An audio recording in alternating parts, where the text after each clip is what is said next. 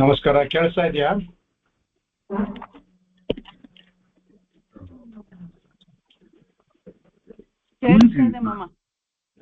ಕೇಳಿಸ್ತಾ ಇದೆಯಾ? ಕೇಳ್ತಾ ಇದೆ. ಹೌದು. ಓಕೆ. ಶ್ರೀಮಾನ್ ವೆಂಕಟನಾಥಾರ್ಯ ಕವಿತಾರ್ಕಕೇಸರಿ ವೇದಾಂತಾಚಾರ್ಯವರ್ಯೋ ಮೇ ಸನ್ನಿಧತ್ತಾಂ ಸದಾ ಹೃದಯ ಲಕ್ಷ್ಮೀನಾಥಸಮಾರಂಭಾಂ ನಾಥಯಾಮ ಮಧ್ಯಮಾಂ ಅಸ್ಮದಾಚಾರ್ಯಪರ್ಯಂತಾಂ ವಂದೇ ಗುರುಪರಂಪರಾಂ. ಯೋ ನಿತ್ಯಮಚ್ಯುತಪದಾಂಬುಜಯುಗ್ಮರುಕ್ಮೌ ವ್ಯಾಮೋಹತಸ್ತದಿತರಾಣಿ ತೃಣಾಯ ಮೇನೆ अस्मद्गुरोर्भगवतोऽस्य दयैकसिन्धोः रामानुजस्य चरणौ शरणं प्रपद्ये. क्षीरं திருவேங்கடமுடையான் பாரன்னச்சொன்ன பயமொழிதொழ்வோம் பிரதானே அமராதோ தாரணையில் வாழ்வார்க்கு வானேரப்போமளவம் வாழ்வு. ಚಿತ್ರ ಬಂದಿಲ್ವಾ?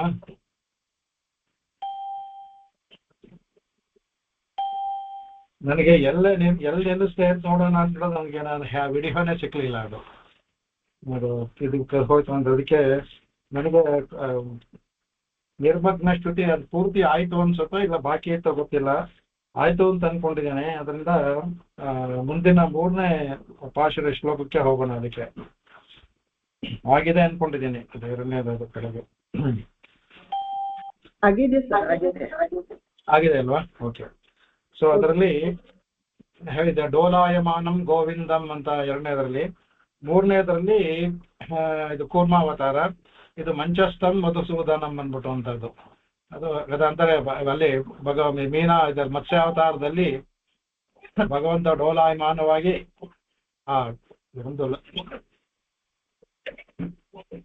ಒಂದು ಲಕ್ಷ ಯೋಜನ ಉದ್ದಾಗಲ ಉಳ್ಳಂತಹ ಮತ್ಸ್ಯ.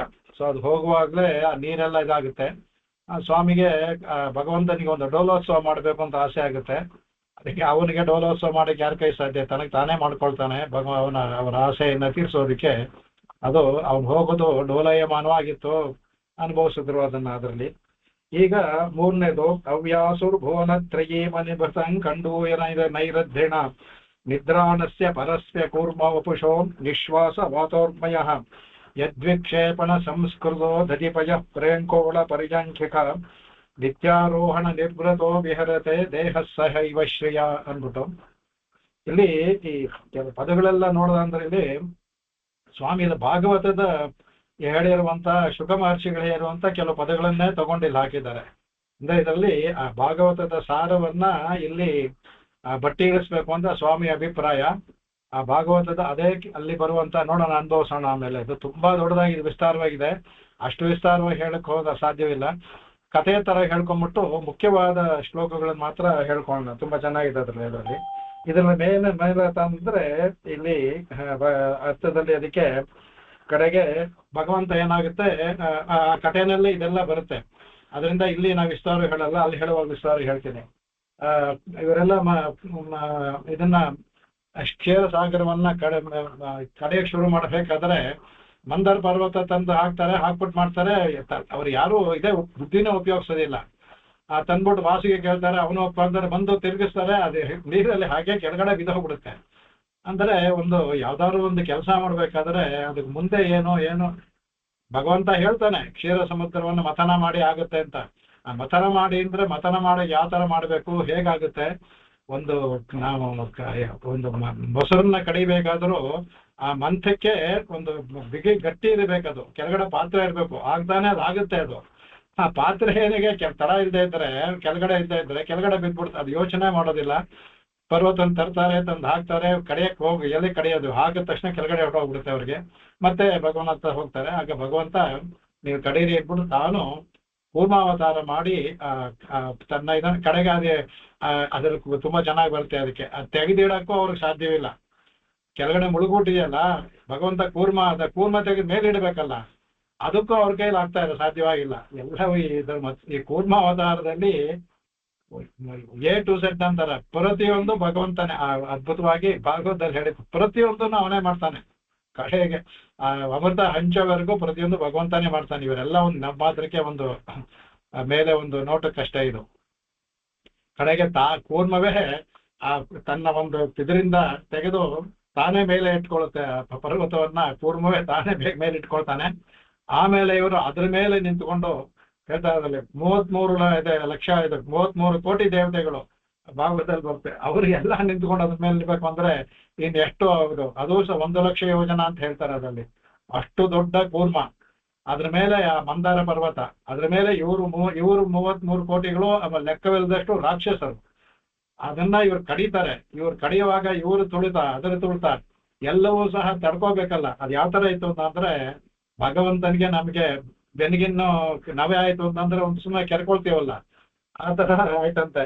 ಇದಕ್ಕೆ ಹೇಳ್ತಾರೆ ಅದರಲ್ಲಿ ಅದ್ರಿಣ ಅಂದ್ರೆ ಮಂದರ ಪರ್ವತದಿಂದ, ಅದ್ರಿಣ ಅಂದ್ರೆ ಮಂದಾರ ಪರ್ವತದಿಂದ ಕಂಡೂಯನೈಹಿ, ಆ ಇವರ ಅದ್ಮೇಲೆ ಇರೋದ್ರಿಂದ ಇವ್ರು ಆಡಿಸ್ತಾರಲ್ಲ, ಆಗ ತಿರುಗುತ್ತಲ್ಲ ಅದು ಆ ಚಕ್ಕ. ಅದು ಮಂದರ ಪರ್ವತ ಸುಮ್ಮನೆ ಇರೋದಿಲ್ಲ, ಇವ್ರು ಹಿಂಗೆ ತಿರುಗಿ ಮಾಡ್ಬೇಕಾದ್ರೆ ಆ ಕಡೆ ಈ ಕಡೆ ತಿರುಗುತ್ತೆ. ಅದು ಹೇಗೆ ನಾವು ಮೊಸರನ್ನ ಕಡಿಬೇಕಾದ್ರೆ ಆ ಮಂತ ತಿರುಗುತ್ತೋ ಆ ತರ ತಿರುಗುತ್ತೆ ಅದು.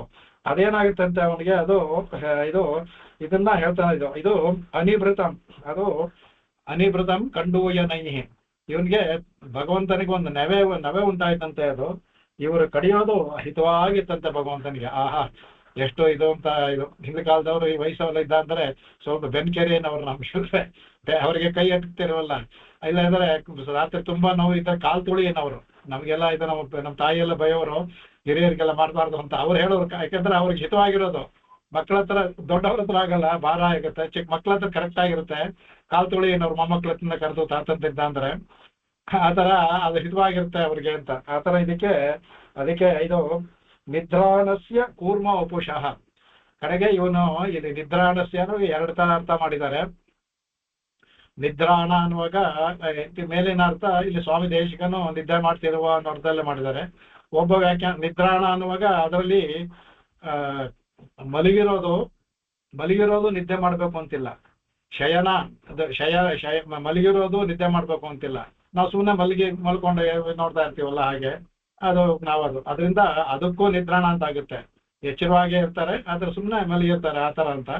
ನಿದ್ರಾಣಸ್ಯ ಅಂದ್ರೆ ನಿದ್ರೆ ಮಾಡ್ತಾ ಇದ್ದಾರೆ ಅಂತಾನು ಆಗುತ್ತೆ, 2 ಆಗುತ್ತೆ. ಇಲ್ಲಿ ಸ್ವಾಮಿ ದೇಶಕನ ಅರ್ಥ ನೋಡೋದಂದ್ರೆ ನಿದ್ರೆ. ಬಟ್ ಒಬ್ಬ ವ್ಯಾಖ್ಯಾನಕಾರರು ಭಗವಂತ ಅವನಿಗೆ ಯಾವ ನಿದ್ದೆ, ಅವನಿಗೆ ಯೋಗ ನಿದ್ದೆ ಅಷ್ಟೇ, ಅವನಿಗೆ ಯಾವ ನಿದ್ದೆ ಇರುತ್ತೆ. ಅದರಿಂದ ನಿದ್ರಾಣಸ್ಯ ಅಂದ್ರೆ ಸುಮ್ಮನೆ ಕಣ್ಣು ಮುಚ್ಕೊಂಡಿರುವಂತ ಭಗವಂತ, ಎಚ್ಚರವಾಗಿ ಅದು ಸುಮ್ಮನೆ ಕಣ್ಣು ಮುಚ್ಕೊಂಡಿದ್ದ ಅಂತ ಹೇಳ್ತಾರೆ. ಯಾವ್ದೋ 2 ಹೊಂದುತ್ತೆ, ನಮ್ಗೇನು ತೊಂದರೆ ಇಲ್ಲ. ಅವರಿಗೆ ಈ ಹಿತವಾಗಿತ್ತಂತೆ. ಇವಿಷ್ಟು 33 ಕೋಟಿ ದೇವತೆ, ಇದು ಎಷ್ಟು ದೊಡ್ಡದಾಗಿರ್ಬೇಕು ನೋಡಿ ಆ ಕೂರ್ಮ. 33 ಕೋಟಿ ದೇವತೆಗಳು, ಎಷ್ಟು ಇನ್ನೂ ಅಸಂಖ್ಯಾತ ರಾಕ್ಷಸರು.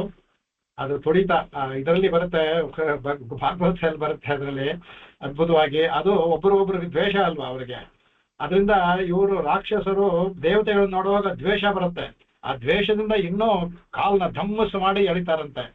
ದೇವತೆಗಳು ಅವರನ್ನು ಹೊಡೆದ್ರೆ ಸೊ ಆ ದ್ವೇಷದ ಇನ್ನೂ ಆ ಎಳೆಯುವಾಗ ಏನಾಗುತ್ತೆ, ಚೆನ್ನಾಗಿ ಅದಕ್ಕೆ ಕೂರ್ಮದ ಮೇಲೆ ನಿಂತು ಅದನ್ನ ಇನ್ನೂ ಆ ಕೋಪದಿಂದ ಇನ್ನೂ ಜೋರ ತಿರುಗಿಸ್ತಾರಂತೆ. ಏನಾದ್ರೂ ಸಹ ಅವ್ನಿಗೆ ಅದಕ್ಕೆ ಆ ಥರ ಹೇಳ್ತಾರಂತೆ. ಅದಕ್ಕೆ ಆಮೆಯ ದೇಹ ಉಳ್ಳ ಅಂತ. ಎಂತ ಆಮೆ ಅಂತ ಮುಂದಕ್ಕೆ ಅವರೇನ್ ಹೇಳ್ತಾರೆ ಅದಕ್ಕೆ. ಅವರು ಅದು ಆ ಕೂರ್ಮ ಉಪುಷ ಏನವನು, ಆ ಕೂರ್ಮ ಉಪುಷ ಇದೆಯಲ್ಲ, ಅದು ಅವನ ನಿಶ್ವಾಸ ವಾತಾವರ್ಮಯ. ಆ ಕೂರ್ಮ ನಿದ್ದೆ ಮಾಡ್ತಿದ್ರೆ ಯೋಗ ನಿದ್ದೆ ಅಂದ್ಕೊಳ್ಳಿ, ಕಣ್ಮುಚ್ಕೊಂಡಿದ್ದಾರೆ, ಆದರೆ ಅದರ ಉಸಿರು ಆಡ್ತಾ ಇರ್ತಾರಲ್ಲ, ನಿಶ್ವಾಸ ವಾತಾವರ್ಮಯ.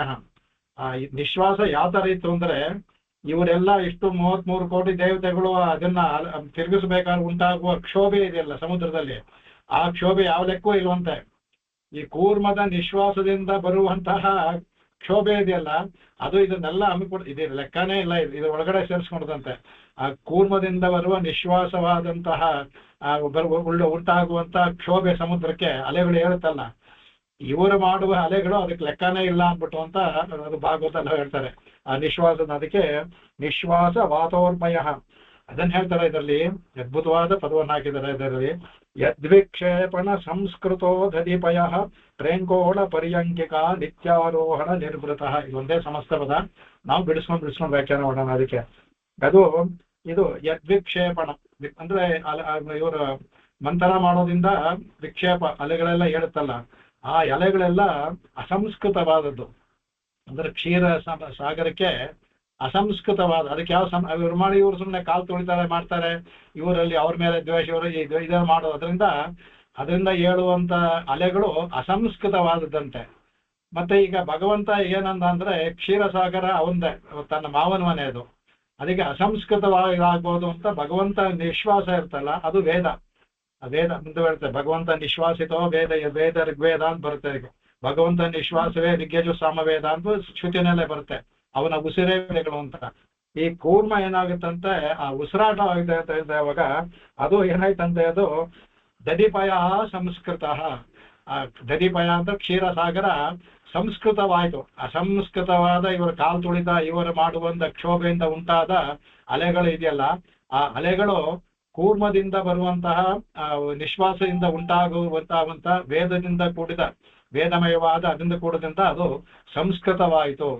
ನಾವು ಯಾವ್ಯಾವ ಮಾಡ್ಬೇಕಾದ್ರೆ ಅಗ್ನಿನಲ್ಲಿ ಮೊದಲು ಆಜ್ಯವನ್ನ ಸಂಸ್ಕಾರ ಮಾಡ್ಕೋತೀವಿ. ಸಂಸ್ಕಾರ ಮಾಡಿದ ಆಜ್ಯದಿಂದಲೇ ಹೋಮ ಮಾಡಬೇಕು. ಸಂಸ್ಕಾರ ಮಾಡದೇ ಇರೋ ಆಜ್ಯದಿಂದ ಹೋಮ ಮಾಡಬಾರ್ದು, ಸುಮ್ಮನೆ ಯಾವುದೋ ತುಪ್ಪ ತಂದು ಮಾಡಬಾರ್ದು.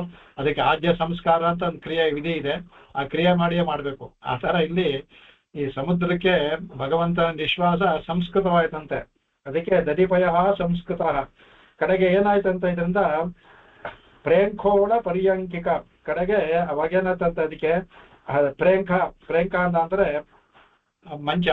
ಮಂಚಸ್ತಂಭದ ಪ್ರೇಂಕೋಳ, ಅದು ಇದರಿಂದ ಬರುವ ಅಲೆಗಳೆಲ್ಲ ಏನಾಗುತ್ತೆ ಒಂದು ಮಂಚ ತರ ಆಯ್ತಂತೆ. ಆ ಮಂಚ ತರ ಆದ್ಮೇಲೆ ಈ ಅಲೆಗಳ ಹೊಡೆತ ಒಂದು ಸೇರ್ಕೊಳ್ಳಲ್ಲ, ಅದು ಆ ಕ್ಷೀರಸಾಗದ ಉಂಟಾಗಿದಂತ ನೊರೆ ಉಂಟಾಗುತ್ತಲ್ಲ, ಅದು ಆ ನೊರೆ ಏನಾಯ್ತು ಪರ್ಯಂಕಿಕ ಹಾಸಿಗೆ ಆಯ್ತಂತೆ. ಅದು ಭಗವಂತನಿಗೆ ಈಗಲೂ ಕ್ಷೀರಸಾಗರದಲ್ಲಿ ಅಲ್ಲೇ ಇರ್ತಾನಲ್ಲ, ಆದಿಶೇಷ ಇದ್ದಾನೆ ಅಷ್ಟೇ, ಆದಿಶೇಷ ಇದ್ರೂ ಅವನು ಅಲ್ಲೇ ಶಯನಿಸ್ಕೊಂಡಿರ್ತಾನೆ. ಅದರಿಂದ ಉಂಟಾದ ಅಲೆಗಳು ಮಂಚವಾಯಿತು, ಆ ಉಂಟಾದ ನೊರೆಗಳು ಪರ್ಯಂಕವಾಯಿತು. ಯಾತಕಪ್ಪ ಮಂಚ ಪರ್ಯಂಕ ಅಂತಂದ್ರೆ ಭಗವಂತನಿಗೆ ನಿತ್ಯಾರೋಹಣ ನಿರ್ವೃತ, ಅಲ್ಲಿ ನಿತ್ಯ ಆರೋಹಣ ಮಾಡುವಂತಹ, ನಿತ್ಯ ಅಲ್ಲಿ ಆರೋಹಣ ಮಾಡ್ಬೇಕಂದ್ರೆ ಭಗವಂತ ಅಲ್ಲೇ ಇರ್ತಾನಲ್ಲ, ಹಾಗಾಗಿ ನಿತ್ಯ ಆರೋಹಣ ಮಾಡಿ ನಿರ್ವೃತ ಅಲ್ಲಿರ್ಬೇಕು. ಅದರಲ್ಲಿ ಇದು ಮುಂದಕ್ಕೆ ಹೇಳ್ತಾರೆ ಯಾತಕ್ಕಿದಾಗಿದೆ ಅಂತ. ಆ ಭಾಗವತದ ಕಥೆಯೆಲ್ಲ ಒಂದೇ ಒಂದು ಪದಗಳಲ್ಲಿ ಸಂಕ್ಷೇಪವಾಗಿ ಇಡೀ ಅದು ಒಂದು 80-100 ಶ್ಲೋಕಗಳಿದೆ, ಅದನ್ನೆಲ್ಲ ಸೇರಿಸಿ ಒಂದೇ ಒಂದು ಈ ಪದದಲ್ಲಿ ಹೇಳ್ಬಿಟ್ಟಿದ್ದಾರೆ.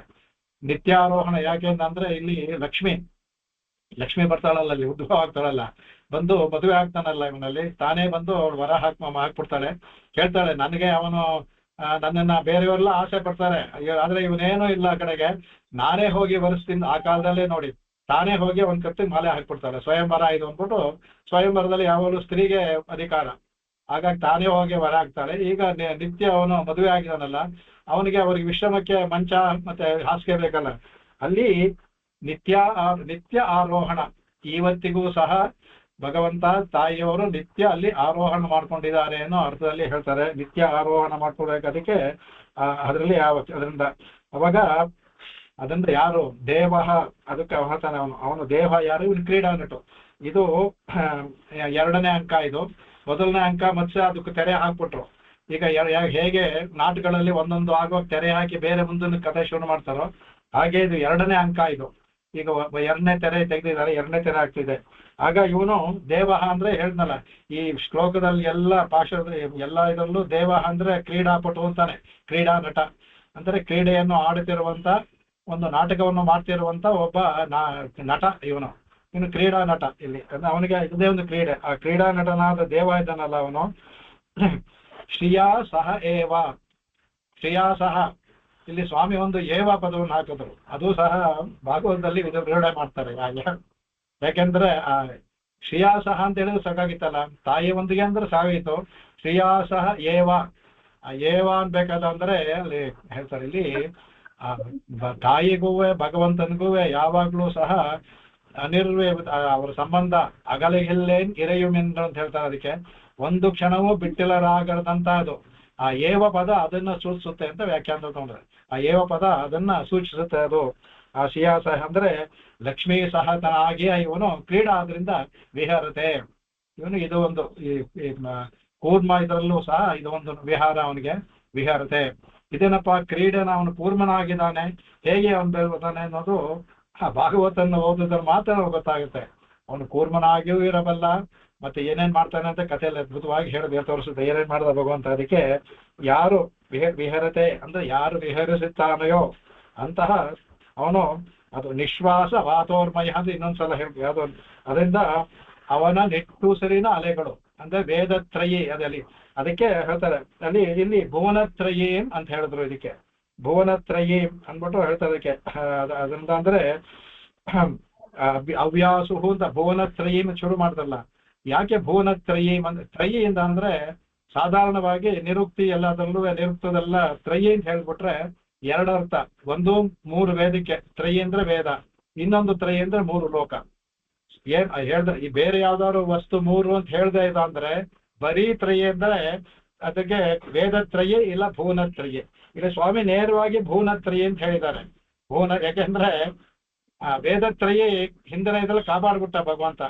ಮತ್ಸ್ಯಾವತಾರದಲ್ಲಿ ವೇದವನ್ನ ನಮ್ಮ ವೇದತ್ರಯಿಯನ್ನ ಕಾಪಾಡ್ಬಿಟ್ಟ.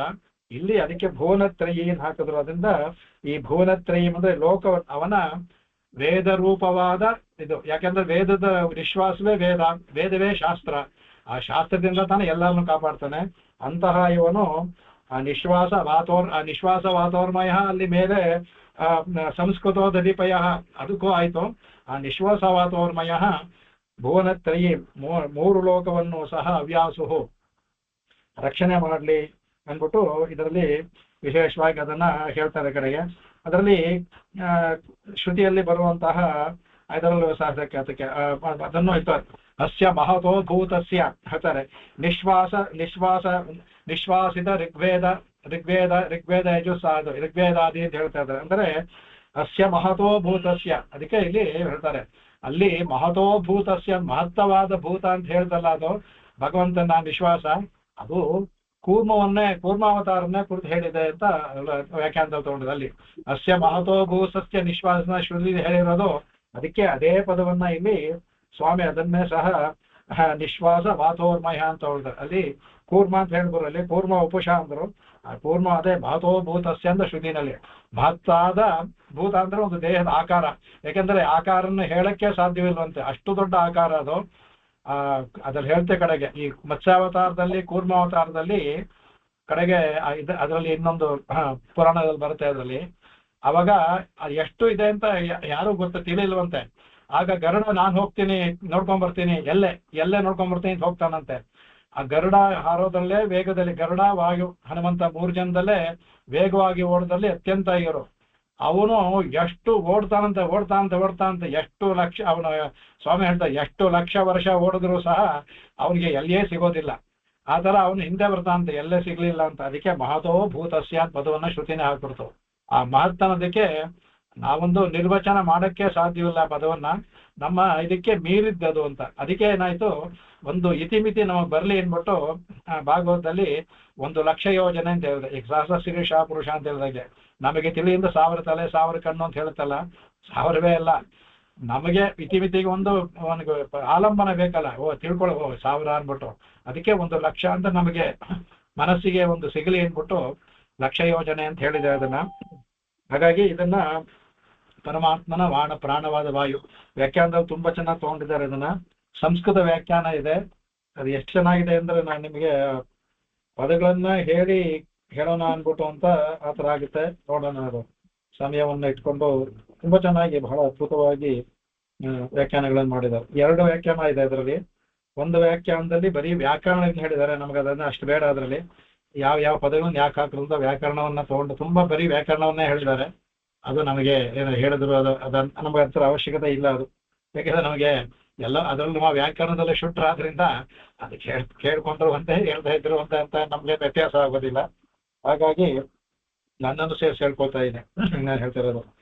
ಆ ತರ ಇವರದನ್ನ ಈ ಕೂರ್ಮ ಉಪುಷ ಅನ್ನೋದಕ್ಕೆ ಇದನ್ನ ಹೇಳ್ತಾರೆ. ಆ ವ್ಯಾಖ್ಯಾನ ಹೇಳೋದಕ್ಕೆ ಮುಂಚೆ ನಿಮಗೆ ಭಾಗವತದಲ್ಲಿ ಬರುವ ಕತೆ ಯಾಕೆ ಇಲ್ಲಿ ಹೇಳಿದ್ದಾರೆ ಅಂದ್ರೆ, ಇಲ್ಲಿ ಲಕ್ಷ್ಮೀ ಉದ್ಭವನ್ ಮಾತ್ರ ಹೇಳಿದ್ದಾರೆ, ಬೇರೆಯವ್ರನ್ನ ಹೇಳಿಲ್ಲ. ಅದರಿಂದ ಅಲ್ಲಿ ಹಾಕಿರುವ ಪದಗಳು ಎಲ್ಲ ತಗೊಂಡ್ರೆ ಆ ಭಾಗವತದಲ್ಲಿ ಏನ್ ಹೇಳಿದಾರೋ ಆ ಎಲ್ಲ ಪ್ರೇಂಕೋಳ ಅದೆಲ್ಲ ಪದಗಳು ಸಹ ಎಲ್ಲವನ್ನೂ ಹಾಕಿರೋದ್ರಿಂದ ಸ್ವಾಮಿ ದೇಶಿಕನು ಇಡೀ ಆ ಕೂರ್ಮಾವತಾರವನ್ನ ಭಾಗವತ ಹೇಳಿದಲ್ಲ ಆ ಸಾರವನ್ನ ತೆಗೆದು ಒಂದೇ ಒಂದು ಪದಗಳಲ್ಲಿ ಒಂದು ಅವ್ರ ಪದ ಅಂದ್ರೆ ಸಮಸ್ತ ಪದಗಳಲ್ಲಿ ಹಾಕಿ ಮುಗಿಸ್ಕೊಟ್ಟಿದ್ದಾರೆ. ನಾವು ತಿಳ್ಕೊಳ್ಳೋಣ ಎರಡು ಇದರಲ್ಲಿ ಅನುಭವ ಒಂದು ಅನುಭವ ಕೂರ್ಮಾವತಾರದ ಅನುಭವ. ಅದರಲ್ಲಿ ಕೂರ್ಮಾವತಾರ ಯಾತಕ್ಕಾಯ್ತು ಅಂತ ತುಂಬಾ ದೊಡ್ಡದು, 2 ಅಧ್ಯಾಯದಲ್ಲಿ ಬರುತ್ತೆ, ಹಾಗಾಗಿ ತುಂಬಾ ದೊಡ್ಡದಾಗಿದೆ. ನಾನು ಅದನ್ನ ಒಂದು ಕಥೆ ರೂಪದಲ್ಲಿ ಹೇಳ್ಬಿಡ್ತೀನಿ ನಿಮಗೆ. ಆ ಕಥೆ ರೂಪದಲ್ಲಿ ಹೇಳ್ಬಿಟ್ಟು ಬೇಕಾದ ಕಡೆ ಮಾತ್ರ ಒಂದೊಂದು ಇದನ್ನ ಶ್ಲೋಕವನ್ನು ಹೇಳ್ಕೊಳ್ಳೋಣ. ಅದರಲ್ಲಿ ಶುರು ಆಗೋದು ಹೇಗೆ ಅಂತ ಹೇಳ್ತಾರೆ. ಅದಕ್ಕೆ 7ನೇ ಸ್ಕಂದದಲ್ಲಿ ಇದು ಬರುವಂತ ಅಧ್ಯಾಯಗಳು ಇದು.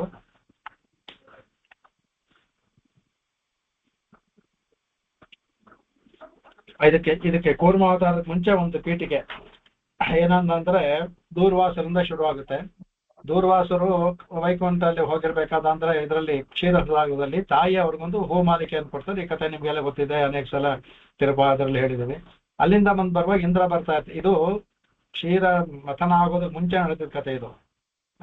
ಅವ್ರಿಗೆ ಇನ್ನೂ ಅಮರತ್ವ ಬರೋದಕ್ಕೆ ಮುಂಚೆ ನಡೆದಿರೋ ಆಗ್ಲೇ ಅವನಿಗೆ ಅಷ್ಟು ಅಹಂಕಾರ ಇಂದ್ರನಿಗೆ ಬಂದು ಅವ್ನು ಕೊಟ್ಟ ಅಂದ್ರೆ ಅವನು ತೆಗೆದು ಎಸಿತಾನೆ. ಅದು ಹೋಗಿ ಐರಾವತದ ಇದಕ್ಕೆ ಬೀಳುತ್ತೆ, ಹೋಗಿ ಕೊಂಬಿಗೆ. ಅದೇನೋ ಬಿತ್ತಲ್ಲ ಅಂತ ಅಲ್ಲಾಡುವ ಕೆಳಗಡೆ ಬೀಳುತ್ತೆ, ಅದು ಹೊಸ್ಕಾಗುತ್ತೆ.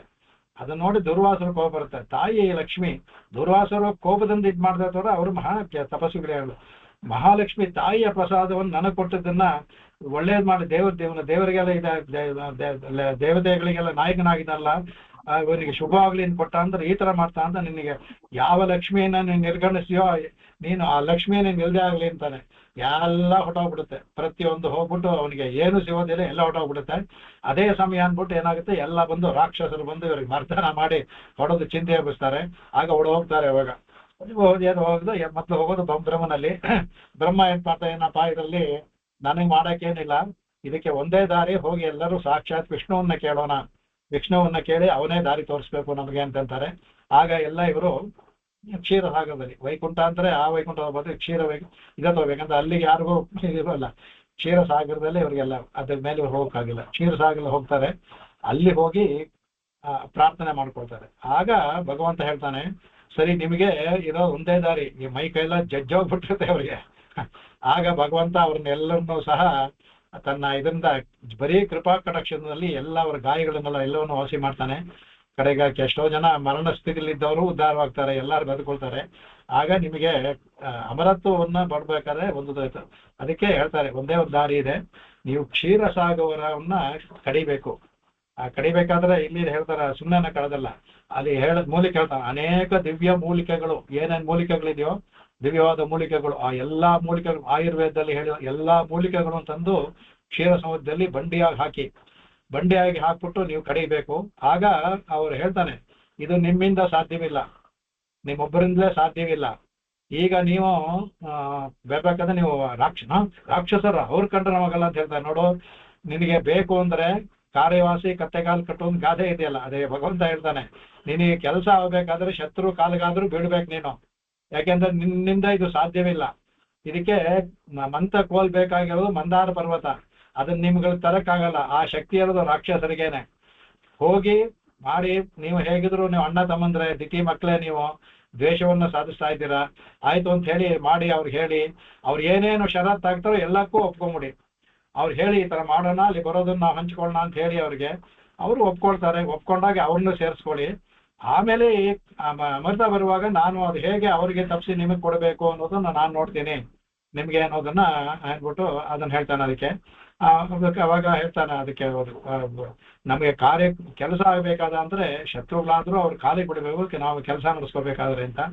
ಸರಿ, ಎಲ್ಲ ಆಗ್ತಾರೆ. ಪಾಪ ಈ ರಾಕ್ಷಸ ಸ್ವಲ್ಪ ಮಂದ ಬುದ್ಧಿಗಳು ಹೋಗ್ತಾರೆ. ಇವರೆಲ್ಲ ಹೋಗಿ ಅವ್ರನ್ನ, ಆಯ್ತಪ್ಪ ಆಗಿದ್ದಾಗೋಯ್ತು, ಈಗ ನಮಗೂ ಇದಾಗಿದೆ, ನಾವು ಇನ್ಮೇಲೆ ಜಗಳ ಆಡೋದು ಬೇಡ, ಒಟ್ಟಿಗೆ ಇರೋಣ.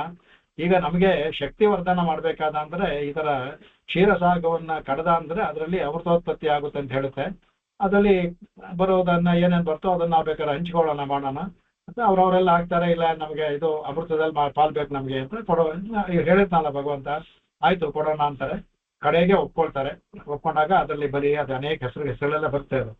ಅವರೆಲ್ಲರೂ ಬಂದ್ಬಿಟ್ಟು ಕಡೆಗೆ ಅವ್ರು ಹೇಳ್ತಾರೆ, ಆವಾಗ ನೋಡಪ್ಪ, ಇದಕ್ಕೆ ಬೇಕಾಗಿರೋದು ಮಂದಾರ ಪರ್ವತ, ತುಂಬಾ ದೊಡ್ಡದಾಗಿರೋದು, ಅದಕ್ಕೆ ನಾವು ತರ್ತೀವಿ ಅಂತ ಅವರೇ ಒಪ್ಕೊಂಡ್ಬಿಡ್ತಾರೆ. ಹೋಗ್ಬಿಟ್ಟು ಮಂದಾರ ಪರ್ವತ ತರ್ತಾರೆ. ಅಂದ್ರೆ ಸ್ವಲ್ಪ ವ್ಯತ್ಯಾಸ ಇದರಲ್ಲಿ ಭಾಗವತಕ್ಕೂ ಮತ್ತೆ ಬೇರೆ ಕಡೆ ಇದರಲ್ಲಿ ಸ್ವಲ್ಪ ವ್ಯತ್ಯಾಸ. ಅಲ್ಲಿ ಕಡೆಯ ಶುರು ಮಾಡುವಾಗ ಮಂದಾರ ಕೆಳಗಡೆ ಬಿತ್ತು ಅಂತ ಹೇಳ್ತಾರೆ. ಇದರಲ್ಲಿ ಹೇಳ್ಬೇಕಾದ ಅಂದ್ರೆ ಆ ಮಂದಾರ ತರ್ತಾರೆ ಅಂತಂತ ಅತೀರ್ಥ ಮಹಾರಥರು ಶಕ್ತಿವಂತರು ಹೇಗೋ ಅದನ್ನ ತೆಗೆದು ಬಿಡ್ತಾರೆ. ತೆಗೆದು ಬಿಟ್ಟು ಅವ್ರ ಲಕ್ಷಾಂತರ ಇವರು ಅವರೆಲ್ಲಾ ಸೇರಿ ಹೆಗಲ್ಪಟ್ಟು ತಂದ್ರು. ಆ ಸ್ವಲ್ಪ ದೂರ ಕ್ಷೀರ ಸಮುದ್ರವರೆಗೆ ಬರ್ತಾರೆ. ಅವರಿಗೆ ಆಯಾಸ ತಡೆಕಾಲ ದಪ್ಪಂದ ಕೆಳಗಡೆ ಹಾಕ್ತೀವಿ. ಹೇಗೆ ನಾವು ಭಾರ ತಡೆಯಲಾರ್ದೆ ಒಂದು ಯಾವ್ದಾದ್ರು ತುಂಬಾ ತೆರೆಕಾದ ಕೆಳಗಡೆ ಹಾಕ್ತಿವೋ ಆತ ತೆಗೆದೆಲ್ಲ ಕೆಳಗಡೆ ಹಾಕ್ಬಿಡ್ತಾರೆ. ಆಗ ದೇವ್ರು ಅಯ್ಯೋ ಅವರು ಸುಸ್ತು ವಿಶ್ರಮಿಸಕ್ಕೆ ನಮ್ ಕಾಲ ಆಗಲ್ಲ ಇನ್ನು ಅಂತ ಅಲ್ಲೇ ವಿಷ್ಣು ಇದ್ ಮಾಡ್ಕೊಳ್ತಾರೆ. ಮಂದಾರ ಬರೋದು ಕೆಳಗಡೆ ಮುಳುಗೋಗುತ್ತೆ. ಮತ್ತೆ ಇವ್ರು ಓಡೋಗ್ತಾರೆ. ಅಲ್ಲಿ ಓಡೋದಾಗ ಆಗ ಭಗವಂತನೇ ಬಂದು ನಾನು ಇದಂತ ಅವಾಗ ಬರ್ತಾನೆ. ಬಂದಾಗ ಸರಿ ಎಲ್ಲಿ ತೆಗೆದಿಡಿ ಮೇಲೆ ಅಂದ್ರೆ ಯಾರು ತೆಗೆದಿರ್ತಾರೆ? ರಾಕ್ಷಸರು ಸುಸ್ತಾಗಿ ಕೂತ್ಬಿಟ್ಟಿದ್ದಾರೆ, ದೇವತೆಗಳ ಕೈಲಿ ಆಗಲ್ಲ. ಆಗ ಭಗವಂತನೇ ತಾನೇ ತೆಗೆದು ದೊಡ್ಡ ಆಕಾರ ತಗೊಂಡು ಹಾಕೊಳ್ತಾನೆ ಅಂದ್ಬಿಟ್ಟು ಈ ಕಥೆಗಳೆಲ್ಲವೇ ಬರುತ್ತೆ ಕಡೆಗೆ. ಅವಾಗ ಏನಾಗುತ್ತೆ, ಅವಾಗ ಭಗವಂತ ಹೇಳ್ತಾನೆ ಆಯ್ತು ನಾನು ಕೂರ್ಮಾವತಾರ ಮಾಡಿ ದೊಡ್ಡದಾಗಿ ಹಿಡ್ಕೊಳ್ತೀನಿ. ಆಗ ಹೇಳ್ತಾರೆ ಇದಕ್ಕೆ ನೀವೆಲ್ಲ ಮಾಡಿದ್ರಲ್ಲ ಕಡಿಯೋದಕ್ಕೆ ಹಗ್ಗ ಬೇಕಲ್ಲ, ಹಗ್ಗದ ಬಗ್ಗೆ ಯೋಚನೆ ಮಾಡಿದ್ರ ಅಂತಾರೆ. ಹೌದಲ್ಲ ಅಂತಾರೆ. ಆಮೇಲೆ ನೋಡಿ ಇದೆಲ್ಲ ಆಮೇಲೆ ಆಗ ಹೇಳ್ತಾರೆ ನೋಡಿ ಇಷ್ಟು ದೊಡ್ಡ ಹಗ್ಗ ನಿಮಗೆ ಎಲ್ಲೂ ಸಿಗೋದಿಲ್ಲ, ಸೃಷ್ಟಿನಲ್ಲೂ ಇಲ್ಲ ಆ ಥರದ್ದು. ಇದಕ್ಕೆ ಬೇಕಾದ್ರೆ ವಾಸುಕಿ ಒಬ್ಬನೇ. ಆ ವಾಸುಕಿ ಎಷ್ಟು ಉದ್ದ ಬೇಕೋ ಆಗಬಲ್ಲ. ಅವನು ಆದಿಶೇಷನ ವಂಶನಾದ್ರಿಂದ ಅವನಿಗೆ ಎಲ್ಲೇ ಇಲ್ಲ. ಅವನಿಗೆ ಎಷ್ಟು ಬೇಕಾದ್ರೆ 3 ಸುತ್ತ ಹಾಕೋದಕ್ಕೂ 4 ಸುತ್ತ ಹಾಕಿದ್ರು ಇನ್ನೂ ಇರುತ್ತೆ ಅವನ್ನ ಇದು ಅಂದ್ಬಿಟ್ಟು ಹೋಗಿ ಪ್ರಾರ್ಥಿಸ್ಕೊಂಡಾಗ ಅವನು ಒಪ್ಕೊಂಡಾಗ ಏನ್ ಮಾಡ್ತಾನೆ, ತಗೊಂಡ್ಬಿಟ್ಟು ಆಗ ಭಗವಂತನೇ ಕೂರ್ಮವಾಗಿ ಅದ್ರ ಮೇಲೆ ಧರಿಸಿದ್ದಾರೆ. ಆವಾಗ ಇವಾಗ ಏನ್ ಮಾಡ್ತಾನೆ, ಭಗವಂತನೇ ತಾನು ದೇವರ ಅವತಾರ ಇದರಲ್ಲಿ ಬರ್ತಾನೆ. ಬಂದ್ಬಿಟ್ಟು ಏನ್ ಮಾಡ್ತಾನೆ, ಇವರೆಲ್ಲ ಸುತ್ತಾಗ ತಲೆಯ ಭಾಗವನ್ನ ತಾನು ಹಿಡ್ಕೊಂಡು ಆಗ ದೇವತೆಗಳೆಲ್ಲ ಅಲ್ಲೂ ಹೋಗ್ತಾರೆ. ಬಾಲಭಾಗ ಬಲಿ ಚಕ್ರವರ್ತಿ ಅವರೆಲ್ಲವೇ ಅವ್ರ ಅನೇಕ ಅವನು ಇವರೆಲ್ಲ ಕಾಲಕೇಯ ಅಂತ ಅನೇಕ ತುಂಬಾ ಹೆಸರುಗಳು ಬರ್ತಾ ಇದ್ದಾವೆ. ಇಲ್ವಲ, ವಾತಾಪಿ, ಇಲ್ವಲ ಅವರೆಲ್ಲ ಬರ್ತಾರೆ. ಆಗ ಅವ್ರಿಗಿದಾಗುತ್ತೆ, ಅರೇ ನಾವು ಒಂದು ಇದಕ್ಕೆ ತಲೆ ಅನ್ನೋದು ಪ್ರಧಾನವಾದದ್ದು, ಬಾಲ ಅನ್ನೋದು ನಿಕೃಷ್ಟ. ಈ ದೇವತೆಗಳು ಅದರಲ್ಲಿ ನೋಡು ತಲೆ ತಾವು ಇಟ್ಕೊಂಡಿದ್ದಾರೆ, ಬಾಲ ನಾವು ಕೊಟ್ಟಿದ್ದಾರೆ ಅಂದ್ಬಿಟ್ಟು ಕೃಷ್ಣ ಇದು ಹೇಳ್ತಾರೆ. ಇದು ನಾಡು ವಿಷ್ಣು ನಮಗೆ ಇದು ಇಲ್ಲ, ನಾವು ದೇವತೆಗಳಿಗಿಂತ ಶ್ರೇಷ್ಠರು, ನಾವೇ ತಲೆ ಹಿಡ್ಕೊಳ್ತೀವಿ. ಬಾಲ ಭಗವಂತನೇ ಬೇಕಾಗಿದ್ದು ಅದೇನೆ. ಸರಿ ಆಯ್ತಪ್ಪ ನಿಮ್ಗೇನಂತೆ ಅಂತ ಅವರೆಲ್ಲ ತಲೆ ಹಿಡ್ಕೊಳ್ತಾರೆ, ಬಾಲ ಇವ್ರಿಗೆ ಬರ್ತಾರೆ.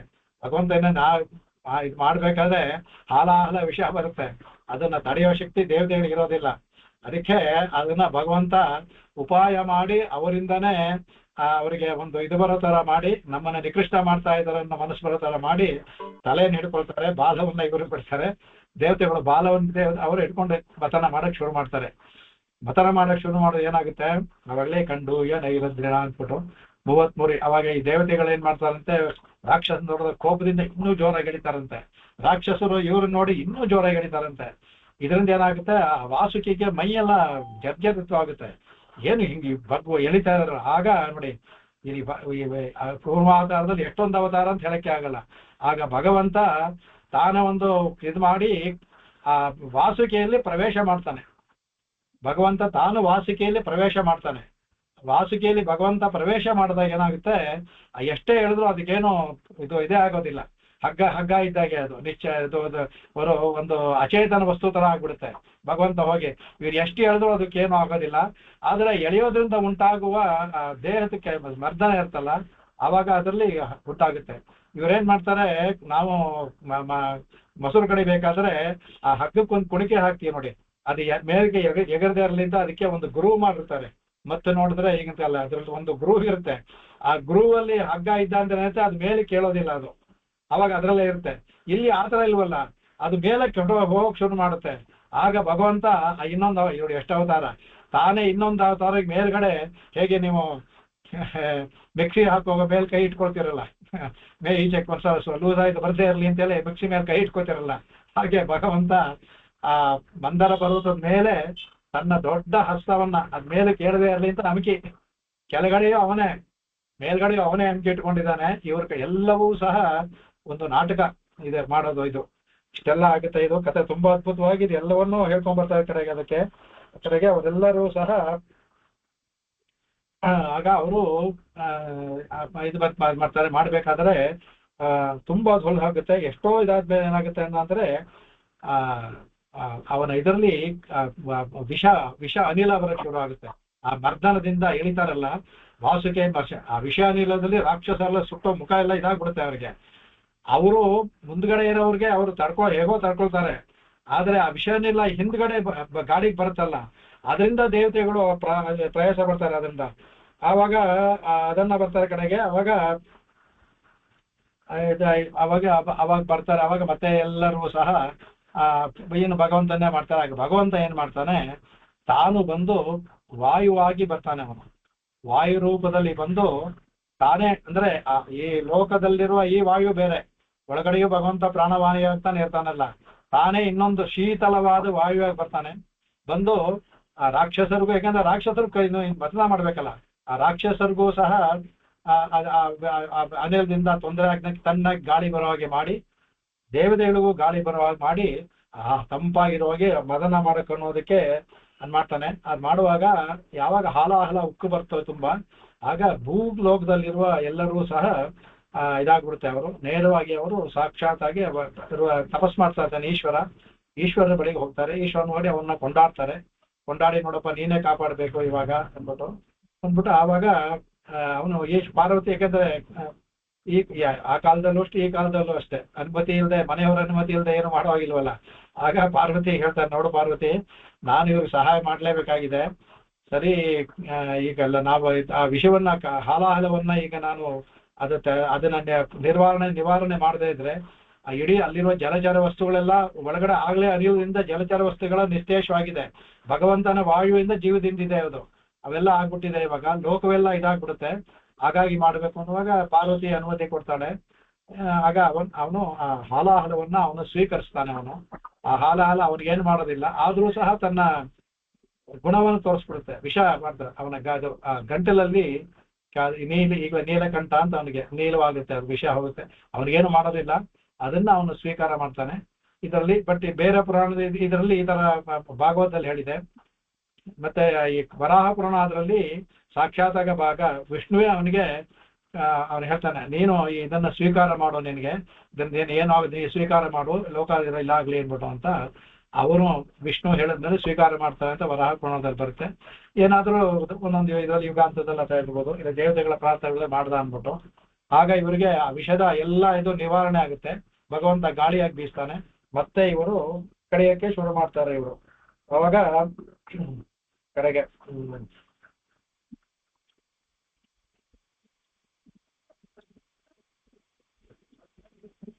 ಮಧ್ಯ ಶುಕಮಹರ್ಷಿಗಳು ಮಧ್ಯ ಹೇಳ್ತಾರೆ ಅವನಿಗೆ. ಅವಾಗ ರಾಜನೇ ಇವರು ನೀವನಿಗೆ ಪರೀಕ್ಷೆಗೆ ಹೇಳ್ತಾ ಇರ್ತಾನೆ, ಭಾಗವನ ಇದೆಲ್ಲ ಹೇಳ್ತಾರಕ್ಕೆ ಎಲ್ಲವೂ ಸಹ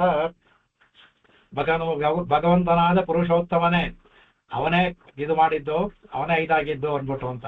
ಯಾವಾಗ ಇವರು ಇಷ್ಟು ಕಡಿದ್ರು ಏನು ಬರ್ಲಿವಲ್ಲ, ಇದಾಗ್ಬಿಡುತ್ತೆ. ಆಗ ಏನ್ ಮಾಡ್ತಾನಂತೆ ಭಗವಂತ, ಇನ್ನೊಂದು ಎಷ್ಟು ಅವತಾರ ಆಯ್ತು ನೋಡಿ, ತಾನೇ ಇನ್ನೊಂದು, ಅದು ಕಣ್ಣಿಗೆ ಕಾಣದೆ ಇದ್ರಲ್ಲಿ ಹೇಳ್ತಾರೆ ಮಾಯಾ ಅದು ಅಂತ ಹೇಳ್ತಾರೆ.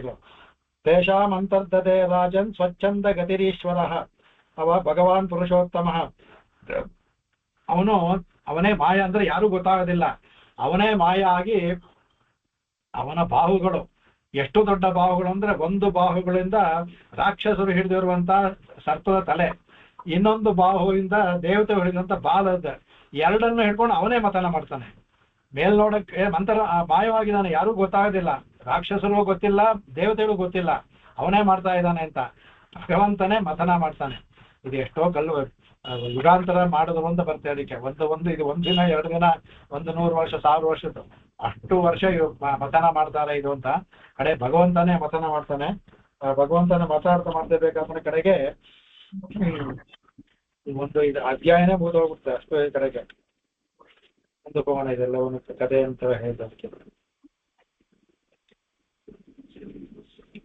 ಇಷ್ಟಾದ್ರೂ ಇವನು ನಿಶ್ವಾಸ ವಾತೋರ್ಮಯ, ಅವನು ನಿದ್ರಾರೋಹಣ, ಅವನಿಗೆ ನಿದ್ರಾಣ, ಅವನೇನೋ ಆಗಿಲ್ವ, ಏನೋ ಗೊತ್ತು ಏನೋ ಆಗಿಲ್ಲ ಅನ್ನೋ ತರ ತನ್ನ ಪಾಟಿಗೆ ಅವನು ಹಾಗೇ ತಾನು ಕಣ್ಣು ಮುಚ್ಕೊಂಡು ಉಸಿರಾಡ್ತಾ ಇದ್ದಂತೆ ಅವನು. ಇವನು ಕಮಟ ಅಂತ ಹೇಳ್ತಾರೆ. ಅದೊಂದು ಅದ್ಭುತವಾಗಿ ಸಂಕಲ್ಪ ಸ್ವರೂಪದಲ್ಲಿ ಒಂದು ಶ್ಲೋಕ ಇದೆ, ಅದನ್ನ ಹೇಳ. ಅವನಿಗೆ ವೈಕುಂಠ ಕಮಟ ಅಂತ ಹೇಳಿದ ಸ್ವಾಮಿ. ಇವನು ಈ ಕಮಟ, ಇವನು ಸಾಧಾರಣ ಕಮಟ ಅಲ್ಲ, ಇವನು ವೈಕುಂಠ ಕಮಟ ಅಂದ್ಬಿಟ್ಟು ಕಮಟ ಅಂದ್ರೆ ಆಮೆಗೆ, ಇವನು ಅದೇ ಆ ಪದವನ್ನ ಪ್ರಾಸಕ್ಕೋಸ್ಕರ ವೈಕುಂಠ ಕಮಟ ಅಂತ ಹೇಳ್ತಾರೆ ಅವನು ಅಂದ್ಬಿಟ್ಟು ಅಂತ ಆ ಶ್ಲೋಕದಲ್ಲಿ. ಅದು ಇದನ್ನ ಹೇಳ್ಬಿಟ್ಟು ಅದನ್ನ ತಗೋಣ. ಅದಕ್ಕೆ ಇಷ್ಟ ಆದ್ರೂ ಕಡೆಗೆ ಯಾವಾಗ ಭಗವಂತ ತಾನು ಇದಕ್ ಮಾಡಕ್ ಶುರು ಮಾಡ್ತಾನೋ ಆಗ ಅದರಲ್ಲಿ ತುಂಬಾ ನೊರೆಗಳು ಬರ್ತಾ ಇರುತ್ತೆ. ಆ ನೊರೆಯೇ ಮುಂದೆ ಹೇಳ್ತಾರ ಪ್ರೇಂಕೋಳ ಪರಿಯಂಕಿಕ ಅಂತ ಹೇಳ್ತಾರಲ್ಲ, ಆ ಪದ್ಯಗಳು ಬರ್ತಾ ಇದಕ್ಕೆ ದೊಡ್ಡದಾಗಿ ಮೊದಲೇ ಹಾಲಿನ ನೊರೆ ಬರೋಕ್ ಶುರು ಆಗುತ್ತಂತೆ. ಆ ಹಾಲಿನ ದದಿಯೇ ಏನಾಯ್ತು ಕಡೆಗೆ ಅಲೆಗಳೇ ಅವ್ರ ಮಂಚವಾಯ್ತು, ಈ ನೊರೆಗಳು ಹೋಗಿ ಅವ್ರ ಹಾಸಿಗೆ ತರ ಆಯ್ತು, ಅದರ ಮೇಲೆ ಆಯ್ತು ಅನ್ಬಿಟ್ಟು ಅಂತ ಅದನ್ನು ಸಹ ಅದನ್ನ ಹೇಳ್ತಾರೆ ಕಡೆಗೆ.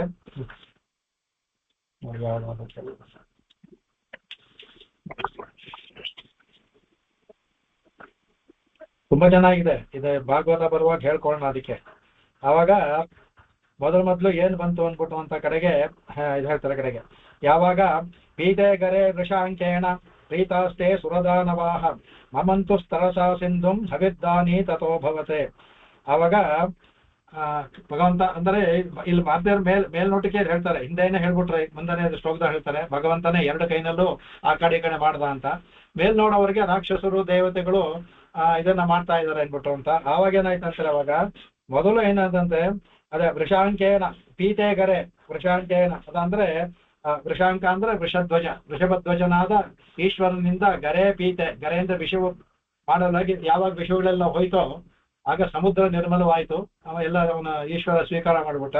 ಅದರಿಂದ ಏನಾಯ್ತು, ಇವಾಗ ಇವರು ಇನ್ನೂ ಉತ್ಸಾಹದಿಂದ ಮಾಡ್ತಾ ಅಂದ್ರೆ ಅವರು ನಾವು ಮಾಡ್ತಾ ಇದೀವಿ ಅಂತ ಭಾವನೆ, ಸಾಕ್ಷಾತ್ ಭಗವಂತನೇ ಮಾಡ್ತಾ ಇದ್ದಾನೆ, ಉತ್ಸಾಹದಿಂದ ಮಾಡ್ತಾರೆ. ಮಾಡುವಾಗ ಏನಾಯ್ತು ಮೊದಲು ಹವಿರ್ಧಾನಿ ತಥೋ ಅಭವತೆ. ಅದಕ್ಕೆ ಅದು ಹವಿರ್ಧಾನಿ ಅಂತ ಅಂದ್ರೆ ಕಾಮಧೇನುಗೆ ಹವಿರ್ಧಾನಿ ಅಂತ. ಹವಿಯನ್ನು ಹವಿಹಿ ದಾನಂ ಯಸ್ಯತಿ ತತ್ ಅದು ಹವಿ ಅಂದ್ರೆ ಯಜ್ಞಕ್ಕೆಲ್ಲವೇ ಕಾಮಧೇನು ಇರುತ್ತಿರುತ್ತಲ್ಲ ವಸಿಷ್ಠರಲ್ಲಿ, ಯಜ್ಞಕ್ಕೆ ಹವಿಸನ್ನ ಕೊಡೋದ್ರಿಂದ ಕಾಮಧೇನುಗೆ ಹವಿರ್ಧಾನಿ ಅಂತ ಹೆಸರು. ಅದಕ್ಕೆ ಹವಿರ್ಧಾನಿ ಅಂದ್ರೆ ಕಾಮಧೇನು ಅಂದ್ರೆ ವಸಿಷ್ಠ ತಗೊಂಡು ರಾಮಾಯಣ ಬಾಲಕಾಂಡದಲ್ಲಿ ನೋಡಿದೀವಲ್ಲ, ಅದನ್ನು ವಿಶ್ವಾಮಿತ್ರರು ಬೇಕು ಅಂತಾರೆ, ಇವ್ರು ಕೊಡೋದಿಲ್ಲ ಅಂತಾರೆ, ಅದು ಆ ಕಾಮಧೇನು, ಅದು ಸುರಭಿ.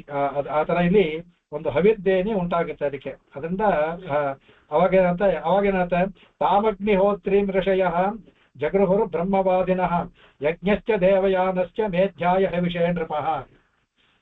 ಇಲ್ಲಿ ಇನ್ನೊಂದು ಹೇಳಕ್ ನೀವು ಮರ್ತ್ಬಿಟ್ಟೆ, ದೇವರು ಅವ್ರು ಹೇಳ್ತಾನೆ ಅವ್ರಿಗೆ, ನೀವು ಸಮುದ್ರ ಮಥನ ಮಾಡುವಾಗ ಅನೇಕ ಪದಾರ್ಥಗಳು ಉತ್ಪತ್ತಿ ಆಗುತ್ತೆ, ಯಾವುದಕ್ಕೂ ನಿಮಗೆ ಬೇಕು ಅನ್ಸುತ್ತೆ, ಯಾವುದಕ್ಕೂ ನೀವು ಆಸೆ ಪಡಬಾರ್ದು ಅಂತ ಹೇಳಿ ಕಳಿಸುತ್ತಾನೆ. ನೀವು ಆಸೆ ಪಟ್ಟರೆ ಅನರ್ಥವಾಗುತ್ತೆ, ನಿಮಗೆ ಬೇಕಾಗಿದ್ದು ಸಿಗುತ್ತೆ. ನೀವು ನಿಮ್ಮ ನಿಯಂತ್ರಣದಲ್ಲಿರ್ಬೇಕು. ಆಸೆ ಆಗುತ್ತೆ, ಯಾವುದಕ್ಕೂ ನೀವು ಆಸೆ ಪಡಬಾರ್ದು, ನಿಯಂತ್ರಣದಲ್ಲಿರ್ಬೇಕು ನೀವು ಅಂತ ಹೇಳ್ತಾರೆ. ಅದಕ್ಕೆ ನೀವೇನಾದ್ರು ಮಾಡಿದ್ರೆ ಅನರ್ಥಗಳು ಉಂಟಾಗುತ್ತೆ ಅನ್ಬಿಟ್ಟು. ಆದ್ರೆ ರಾಕ್ಷಸರಿಗೆ ಅದು ಮಾತು ಹೇಳೋದಿಲ್ಲ.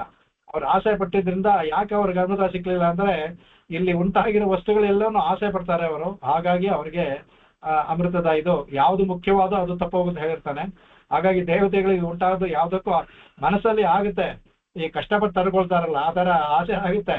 ಭಗವಂತ ಹೇಳಿದಲ್ಲ, ಕಷ್ಟಪಟ್ಟು ತೊಳ್ಕೊಂಡು ಮುಖ ಆ ಕಡೆ ತಿರ್ಕೊಂಡು ಈ ಕಡೆ ತಿರ್ಕೊಂಡು ನೋಡಿದ್ರೆ ಆಸೆ ಆಗುತ್ತೆ ಅಂತೆಲ್ಲ ಕಷ್ಟಪಡ್ತಾರೆ ದೇವತೆಗಳು. ಅದನ್ನ ಸ್ವಾಮಿ ಇದರಲ್ಲಿ ತುಂಬಾ ಅದ್ಭುತವಾಗಿ ಇದರಲ್ಲಿ ಸಂಕಲ್ಪ ಸೂರದಲ್ಲಿ ಹೇಳ್ತಾರೆ. ಅವ್ರಿಗೆಲ್ಲಾವೇ ಭಗವಂತ ಒಂದು ಇದನ್ನ ಇಟ್ಬಿಟ್ಟ ಅವ್ರಿಗೆ, ಅಂದ್ರೆ ಪ್ರಾಣ ಸಂಕಟ ಅವ್ರಿಗೆ. ಆಸೆ ಪಡಬಾರ್ದು ಅಂತ ಹೇಳಿದಾನೆ, ಆಸೆ ಆಗ್ತಾ ಇದೆ ಅನ್ನೋದು ಅವ್ರನ್ನ ಒಂದು ಪ್ರಾಣ ಸಂಕಟಕ್ಕೆ ಒಳಪಟ್ಬಿಟ್ಟ ದೇವರು ಭಗವಂತ ಅವ್ರಿಗೆ ಅಂತ ಹೇಳ್ತಾರೆ. ಇಲ್ಲಿ ಹವಿರ್ಧಾರಿ ಬಂದ ತಕ್ಷಣ ಹಸು ಬರುತ್ತೆ. ಆಗ ದೇವ ಋಷಿಗಳೆಲ್ಲ ಇರ್ತಲ್ಲ, ಅವರು ಈ ಕಾಮಧೇನು ನಮ್ಮ ಯಜ್ಞಕ್ಕೆ ಬೇಕು, ನಾವು ತಗೊಳ್ತೀವಿ ಅಂತ ಹೇಳ್ತಾರೆ. ಸರಿ ತಗೊಂಡು ಹೋಗಿ ಅಂತಾನೆ ಭಗವಂತ. ಆ ಕಾಮಧೇನುವನ್ನ ದೇವ ಋಷಿಗಳೆಲ್ಲವೂ, ನಾವು ದೇವ ಋಷಿ ಕಾಂಡ ಋಷಿಗಳೆಲ್ಲ ಮಾಡ್ತೀವಲ್ಲ, ಆ ದೇವ ಋಷಿಗಳೆಲ್ಲ ಅದನ್ನ ತಗೊಳ್ತಾರೆ, ಅದನ್ನ ನೋಡ್ಬೇಕು ಅಂತ. ಅದೇ ಮುಂದೆ ಅದರ ವಂಶವೇ ಸುರಭಿ ಅವೆಲ್ಲ ಬಂದದ್ದು, ವಸಿಷ್ಠರಿಗೆಲ್ಲ ಬಂದಿದ್ದು, ಇದರ ವಂಶದಲ್ಲಿ ಹುಟ್ಟದಂತ ದೇವತೆಗಳೇ ಎಲ್ಲ ಇಲ್ಲಿ ಹುಟ್ಟ ದೇನುಗಳೆಲ್ಲ ಕಾಮಧೇನುಗಳೇ ಆಗುತ್ತೆ. ಅದರಿಂದ ಇದು ಹವಿರ್ಧಾನಿಯಿಂದ ಬಂದಿದ್ದೆಲ್ಲ ಆಗುತ್ತೆ. ಅದಾದ್ಮೇಲೆ ಇನ್ನೂ ಕಡಿತಾ ಇರ್ತಾರೆ. ಆಗೇನಾಗ ತಥಾ ಉಚ್ಚೈಶ್ರವ ನಾಮ ಹಯೋಭೂತ್ ಚಂದ್ರ ಪಾಂಡುರ ತಸ್ಮಿನ್ ಬಲಿನ್ ಸ್ಪೃಹಾಂಚಕ್ರೆ ನೇಂದ್ರ ಈಶ್ವರ ಶಿಕ್ಷಯ. ಕಡೆಗೆ ಅವಾಗ ಅಂತರ ಕಡೆಗೆ ಈಗ ಚಂದ್ರ ಪಾಂಡುರ, ಆಮೇಲೆ ಚಂದ್ರ ಅಂದ್ರೆ ಚಂದ್ರ, ಪಾಂಡುರ ಅಂದ್ರೆ ಬಿಳಿ, ಅಂದ್ರೆ ಇದರಲ್ಲಿ ಪೂರ್ಣಿಮೆಯ, ಅದು ಶರತ್ಕಾಲದ ಪೂರ್ಣಿಮೆಯ ಚಂದ್ರ ತುಂಬಾ ಇರ್ತಲ್ಲ, ಅದರಿಂದ ಅಷ್ಟು ಬೆಳ್ಳಗಿರುವಂತ ಚಂದ್ರ ಪಾಂಡುರ ಚಂದನಂತೆ ಬೆಳ್ಳಗಿರುವಂತಹ ಬಿಳುಪಾದಂತ ಉಚ್ಚೈಶ್ರಮ ನಾಮ, ಉಚ್ಚೈಶ್ರವಸ್ಸು ಅನ್ನೋ ಹೆಸರುಳ್ಳಂತ ನಾಮ ಹಯಃ ಅನ್ನೋ ಕುದುರೆ ಏನಾಗುತ್ತೆ, ಅದು ಅಭೂತ್, ಅದು ಹುಟ್ಟುತ್ತೆ. ಉಚ್ಚ ಸ್ವಂತ ಬೆಳ್ಳಿ ಬಿಳಿ ಕುದುರೆ, ಅದು ಅದ್ಭುತವಾಗಿ ಹುಟ್ಟುತ್ತೆ. ಯಾಕೆ ಅದರಲ್ಲಿ ತಸ್ಮಿನ್ ಬಲಿಹಿ ಸ್ಪೃಹಾಂ, ಅದರಲ್ಲಿ ಬಲಿ ಚಕ್ರವರ್ತಿ ಅದನ್ನ ಆಸೆ ಪಡ್ತಾನೆ. ನೋಡಿ, ಯಾರಕ್ಕೆ ಆಸೆ ಪಟ್ರೆ ನಿಮಗೆ ಬಲಿ ಆಸೆ ಪಟ್ಟ ಅವನಿಗೆ ಅವನು ಹೋಗಿ ಭಗವಂತ ಆ ಕಡೆ ವಾಮನಾವತಾರದಲ್ಲಿ ಅವನ ದಾವನ ಕೆಳಗಡೆ ಹೋಗ್ತಾನೆ. ರಾಜ್ಯವನ್ನು ಅವನ ಪಡೆದಂತ ರಾಜ್ಯವನ್ನೆಲ್ಲ ಹೋಗಿ ಕೊಡ್ಬೇಕಾಗ್ಬಂತು. ಅವನಿಗೆ ದಾನದಲ್ಲ ಆಯ್ತು ಅಂತ ಕೊಡ್ಬೇಕಾಗಿ ಬಂತು. ಅದರಿಂದ ಬಲಿಹೇನ ಸ್ಪೃಹ ಚಕ್ರೆ ಅಂದ್ರೆ ಆಸೆಯನ್ನೇ ವ್ಯಕ್ತಪಡಿಸ್ದ. ಈ ಕುದುರೆ ನಾನ್ ತಗೊಳ್ತೀನಿ ಅಂತಂದ. ಆದ್ರೆ ಅವು ಯಾವೂ ಬರೋದಿಲ್ಲ, ನೇರ ಹೊಟ್ಟೋಗ್ಬಿಡುತ್ತೆ ಅದು. ಕಡೆಗೆ ಈಶ್ವರ ಶಿಕ್ಷೆಯ, ಈಶ್ವರ ಅಂದ್ರೆ ಭಗವಂತ, ಇಲ್ಲಿ ಭಗವಂತ ಶಿಕ್ಷೆ ಕೊಟ್ಟಿರ್ತಾನೆ, ನೀ ಯಾವ್ದು ಆಸೆ ಪಡುವುದು ಅಂತ. ಅದರಿಂದ ಪ್ರೇರಣೆಯಿಂದ ಇಂದ್ರಸ್ತು ನಚ, ಇಂದ್ರಸ್ತು ನ, ಇಂದ್ರ ಏನ್ ಮಾಡ್ತಾನೆ, ಅವನಿಗೂ ಆಸೆ ಆಗಿ ಅದೇ ಇಂದ್ರನಿಗೆ ಹೋಗಿ ಸೇರುತ್ತೆ ಇದು, ಆಸೆ ಪಡ್ತಾನೆ. ಆದ್ರೆ ಅವನು ವ್ಯಕ್ತಪಡಿಸೋದಿಲ್ಲ. ಅವನು ಭಗವಂತ ಹೇಳಿರ್ತಾನಲ್ಲ ಆಸೆ ಪಡಬಾರ್ದು ಅಂತ, ಅದರಿಂದ ಆಸೆ ಪಡೋದಿಲ್ಲ. ಆಸೆ ಪಡುವಂತ ವಸ್ತು ಬಂದರೂ ಸಹ ಕಷ್ಟಪಟ್ಟು ತಗೊಳ್ತಾನೆ. ಅದರಿಂದ ಇಂದ್ರಹ ನ ಸ್ಪೃಹ ಅಂದ್ರೆ ಅವನು ಆಸೆ ಪಡ್ಲಿಲ್ಲ. ಅದು ಕಡೆಗೆ ಆಯ್ತು. ಇನ್ನು ಸ್ವಲ್ಪ ಹೊತ್ತಾಯ್ತು ಅನ್ನೋ ಕಡೆಗೆ ತತ ಐರಾವತೋ ನಾಮ ವಾರಣೇಂದ್ರ ವಿನಿರ್ಗತಃ ದಂತೈಶ್ಚತುರ್ಭಿಶ್ಚೇತಾದ್ರೇಹೇ ಹರನ್ ಭಗವತೋ ಮಹಿಂ. ಕಡೆಗೆ ಇದಾದ್ಮೇಲೆ ಐರಾವತೋ ನಾಮ, ಇದಾದ್ಮೇಲೆ 4 ದಂತ ಉಳ್ಳ ದಂತೈಹಿ ಚತುರ್ಭಿಹಿ ಶ್ವೇತಾದ್ರೇಹರಿ, ಬಿಳಿಯ ಆನೆ. ಶ್ವೇತಾರ್ದ್ರ, ಬಿಳಿಯ ಆರ್ದ್ರೆ ಅಂದ್ರೆ ಒಂದು ಬೆಟ್ಟದ ತರ, ಅಷ್ಟು ದೊಡ್ಡ ಆನೆ, ಒಂದು ದೊಡ್ಡ ಬೆಟ್ಟವ ಒಂಥರ ಬಿಳಿಯ ಆನೆ, 4 ದಂತ ಉಳ್ಳಂತಹ ಆನೆ. ದಂತೈಹಿ ಚತುರ್ಭಿಹಿ, 4 ದಂತ ಉಳ್ಳಂತಹ ಆನೆ ಅದು. ಅದಕ್ಕೆ ಭಗವತೋ ಮಹಿಂ, ಅದು ಅದರಿಂದ ಏನಾಗ್ತದೆ ಅದಕ್ಕೆ, ಅದು ಭಗವಂತನ ಎಲ್ಲ ಭಗವಂತನ ಆದೇಶವೇ. ಆಮೇಲೆ ಐರಾವತ ಅನ್ನೋದು ಹೊರಗಡೆ ಬರುತ್ತೆ. ಅದಕ್ಕೆ ಅತ್ಯಂತ ತೇಜಸ್ಸುಳ್ಳಾಗಿದೆ ಕಡೆಗೆ. ಅದಕ್ಕೆ ಕಡೆಗೆ ಅದನ್ನ ಹೇಳ್ತಾ, ಅದಕ್ಕೆ ಅದಕ್ಕೆ ಹರನ್, ಅದಕ್ಕೆ ಆರ್ದ್ರೆ ಹರನ್ ಬರ್ತಾ ಅಂದ್ರೆ ಇಲ್ಲಿ ಬೆಳ್ಳಗಿರುವುದು ಅಂತ ಹೇಳ್ತಾರಲ್ಲ, ಶ್ವೇತ ಅದಕ್ಕೆ ಹೇಳ್ತಾನೆ. ಅಂದ್ರೆ ಇಲ್ಲಿ ಹಿಮವತ್ ಪರ್ವತನ ಹೇಳಿದೆ. ಹಿಮವತ್ ಪರ್ವತದಲ್ಲಿ ಈಶ್ವರ ತಪಸ್ ಮಾಡ್ತಾ ಇದ್ದಾನೆ. ಹರನ್ ಈಶ್ವರ ತಪಸ್ ಮಾಡುವಂತಹ ಹಿಮವತ್ ಪರ್ವತದಷ್ಟು ಬಿಳಿಯಾಗಿರುವಂತ ಅಷ್ಟೇ ದೊಡ್ಡದ ಬೆಟ್ಟದ ಗಾತ್ರದ ಆನೆ ಅದು ಬಂತು ಅದರಲ್ಲಿ ಅಂತ ಹೇಳ್ತಾನೆ. ಅದನ್ನು ಸಹ ಇವರು ರಾಕ್ಷಸರು ಯಾರು ಆನೆಯನ್ನು ಅಷ್ಟಿತ್ತು ಆಸೆ, ಅದನ್ನ ಅವ್ರು ಆಸೆ ಮಾಡೋದಿಲ್ಲ. ಇಂದ್ರನು ಕಷ್ಟಪಟ್ಟು ತಡ್ಕೊಳ್ತಾನೆ. ಅದನ್ನು ಹೋಗಿ ಅದು ಒಂದ್ ಕಡೆ ಹೋಗಿ ನಿಂತ್ಕೊಳ್ಳುತ್ತೆ ಅದಕ್ಕೆ. ಆಮೇಲೆ ಏನ್ ಬರ್ತೆ ನೋಡಿ, ಕೌಸ್ತುಭಾಖ್ಯಂ ಅಭೂತ್ ರತ್ನಂ ಪದ್ಮರಾಗೋ ಮಹೋದದೇಹೆ ತಸ್ಮಿನ್ ಹರಿನ್ ಸ್ಪೃಹಾಂಚಕ್ರೆ ಭಕ್ಷೋಲಂಕಾರಣೆ ಮಣೌ ಅಂತ ಹೇಳ್ತಾರೆ ಕಡೆಗೆ. ಆಮೇಲೆ ಅದರಲ್ಲಿ ಏನಾಗುತ್ತೆ, ಅದರಲ್ಲಿ ಇದರಲ್ಲಿ ಈ ಐರಾವತೋ ನಾಮ ಅಂತ ಹೇಳ್ತಲ್ಲ, ಈ ಐರಾವತೋ ನಾಮದಲ್ಲಿ ಐರಾವತವನ್ನ ಮಾತ್ರ ಹೇಳಿದೆ. ವಾರಣೇಂದ್ರ ವಿನಿರ್ಗತಃ ಅಂತ ಹೇಳ್ತಾರೆ. ಅದಕ್ಕೆ ಅದರಲ್ಲಿ ಇದಕ್ಕೆ ಸೇರಿದಂತ ಈ ಅನೇಕ ಆನೆಗಳು ಬರುತ್ತೆ, 8 ಆನೆಗಳು ಬರುತ್ತೆ. ಅಷ್ಟದಿಕ್ಪಾಲಕ್ಕೆ ಬರ್ತಲ್ಲ ಅದು. ಇಲ್ಲಿ ಒಂದು ಹೇಳು ಬಿಟ್ಬಿಟ್ರೆ ಅದನ್ನ, ಇದು ಹರಿವಂಶ ಆದ್ರೆ ಬೇರೆ ಹೇಳಿದೆ. ಅದರಲ್ಲಿ ಬರುವಂತ ಇದ್ರ ಜೊತೆ ಬರುವಂತ ಇವೆಲ್ಲವೂ ಇದೆ, ಇದೇ ಜಾತಿ ಸೇರಿದೆ. ಪುಂಡರೀಕ, ವಾಮನ, ಕುಮುದ, ಅಂಜನ, ಪುಷ್ಪದಂತ, ಸಾರ್ವಭೌಮ, ಸುಪ್ರತೀಕ ಮತ್ತೆ ಐರಾವತ, ಇದು ಅಷ್ಟದಿಗ್ಗಜಗಳು ಅಂತ. ಇದು 8 ಇದು ಸಹ ಅದ್ರ ಜೊತೆಗೆ ಬಂತು ಅಂತ. ಹೇಗೆ ವಿಭೀಷಣನ ಜೊತೆ 4 ಯಾವಾಗಲೂ ಸೇರ್ಕೊಂಡಿರ್ತಾರೋ ಹಾಗೆ ಐರಾವತ ಅಂದ್ರೆ ಈ 8 ಸೇರಿರುತ್ತೆ ಅದಕ್ಕೆ. ಅವು ಸಹ ಬಂತು ಅದಕ್ಕೆ. ಕಡೆಗೆ ಇದಾದ್ಮೇಲೆ ಕಡೆಗೆ ಇದ್ರ ಜೊತೆಗೆ ಈ ಗಂಡಾನೆ ಬಂದ್ಬಿಟ್ರೆ ಅವಕ್ಕೆ ಮುಂದೆ ಸಂತತಿ ಆಗ್ಬೇಕಲ್ಲ.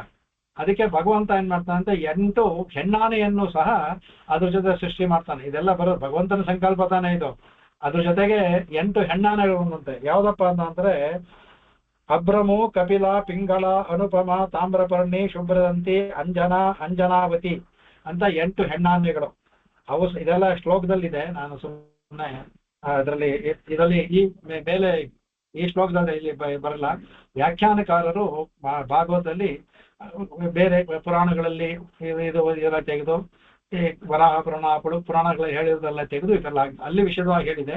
ಇಲ್ಲಿ ಅವರು ಸೂಕ್ಷ್ಮವಾಗಿ ಶುಕ ಮಹರ್ಷಿಗಳು ಸೂಕ್ಷ್ಮವಾಗಿ ಒಂದು ಐರಾವತ ಅಂದ್ರೆ ಎಕ್ಸೆಟ್ರಾ ಹೇಳ್ದಾಗೆ ಇತಿ ಅಂತ ಹೇಳ್ತೀವಲ್ಲ, ಐರಾವತ ಇತಿ ಅನ್ನೋತರ ಐರಾವತ ಅಂಡ್ ಎಕ್ಸೆಟ್ರಾ ಅಂತ ಅದನ್ನೆಲ್ಲವನ್ನೂ ಹೇಳಿದ್ದಾರೆ. ಅದಕ್ಕೆ ಎಲ್ಲವೂ ಇದಾದ್ಮೇಲೆ ಕೌಸ್ತುಭಾಖ್ಯ ಅಭೂದ್ರತ್ನಂ ಪದ್ಮರಾಗೋ ಮಹೋದದೇಹೆ ತಸ್ಮಿನ್ ಹರನ್ ಸ್ಪೃಹಾಂಚಕ್ರೆ ವಕ್ಷೋಲಂಕಾರಣೆ ಮಣೋ.